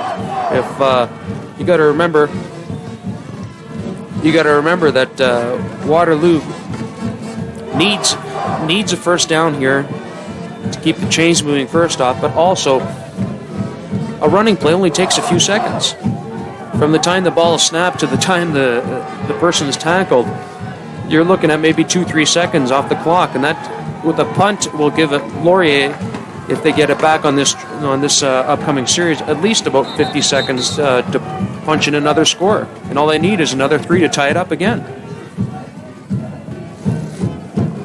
Rob Allen in from the linebacking spot to make the big stop on Smith there.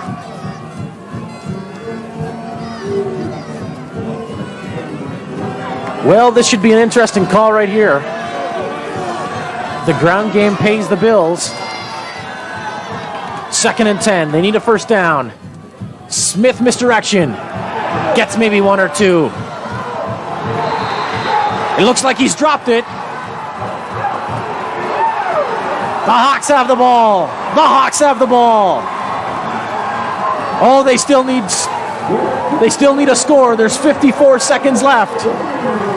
Jubilation. My gosh, what a football game. I don't... Whew.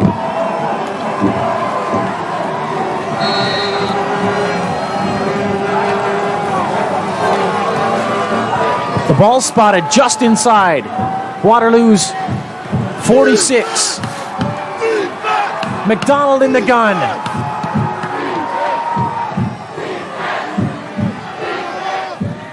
Looks short. Ahmad's got it. It's a gain of 3 or 4. 48 seconds to go. Boy, I tell you, McDonald's, he wants to move this chain. He wants to give O'Hara an opportunity to tie this game up, boy. I think Kevin McDonald would like to stuff it in the end zone here. Clock's moving at 46. Ahmad's open short again. He busts a tackle and has a first down. He's to the 33. Tackle made by Van Giel. McDonald using the hurry-up offense to his advantage right now because Waterloo's scrambling, trying to match up on their men. 36, the clock's moving. 35, 34. McDonald looking for the bundle. Trainer almost picked off. Tibbetts gets a huge hand up there. Boy, I thought he was going to pull that down one-handed. Good coverage, though. Good coverage there. This is going to be an interesting call by Laurier as we watch the replay. Tibbetts just a huge gets, as they say, gets the paw up there to knock it down. Very important call here by Laurier. 2nd and 10 from the Waterloo 34. From here, it would be a 41-yard field goal. McDonald has 4 receivers right and rolls that way. He's got a man at the 20. J.P. Small hauls it in. And that's another first down. Boy, I tell you, McDonald's picking out his receivers right now. J.P. Small, again, going with the hurry up. 19 seconds and counting. McDonald's trying to sort through the confusion. No timeouts left. Clock's at 13. He's rolling left. 8 seconds. 7 seconds. Picked off by Tibbetts at the goal line. Warriors are going to win this one.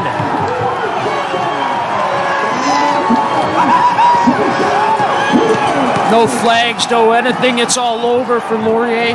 Waterloo's going to win this one with 5 seconds left. What a finish, Chris. I don't think I've ever seen a better OUWA game, even when I was playing, for crying out loud. Take a look at the replay here. McDonald's, he's looking for all 6 there. Boy, he went back to the same side. Tibbetts this time, instead of knocking it down, pulls it in, picks it off. That's got to be the biggest interception of his career. And what a tough way for fifth-year quarterback Kevin McDonald to go out. Boy, I don't take anything away from Lauri. That was probably the hardest fought match yet this year. Both teams evenly matched. Waterloo can run the clock out now and go on to face Guelph in the Yates Cup. For fifth-year men like Kevin McDonald, Jeremy Rakowski, and Dave Squina, this is a bitter, bitter pill to swallow for the Hawks. Make no mistake about it, they are students, but they're also here to play football. And heartbreak for the Laurier football team, the coaching staff, and the fans. But how about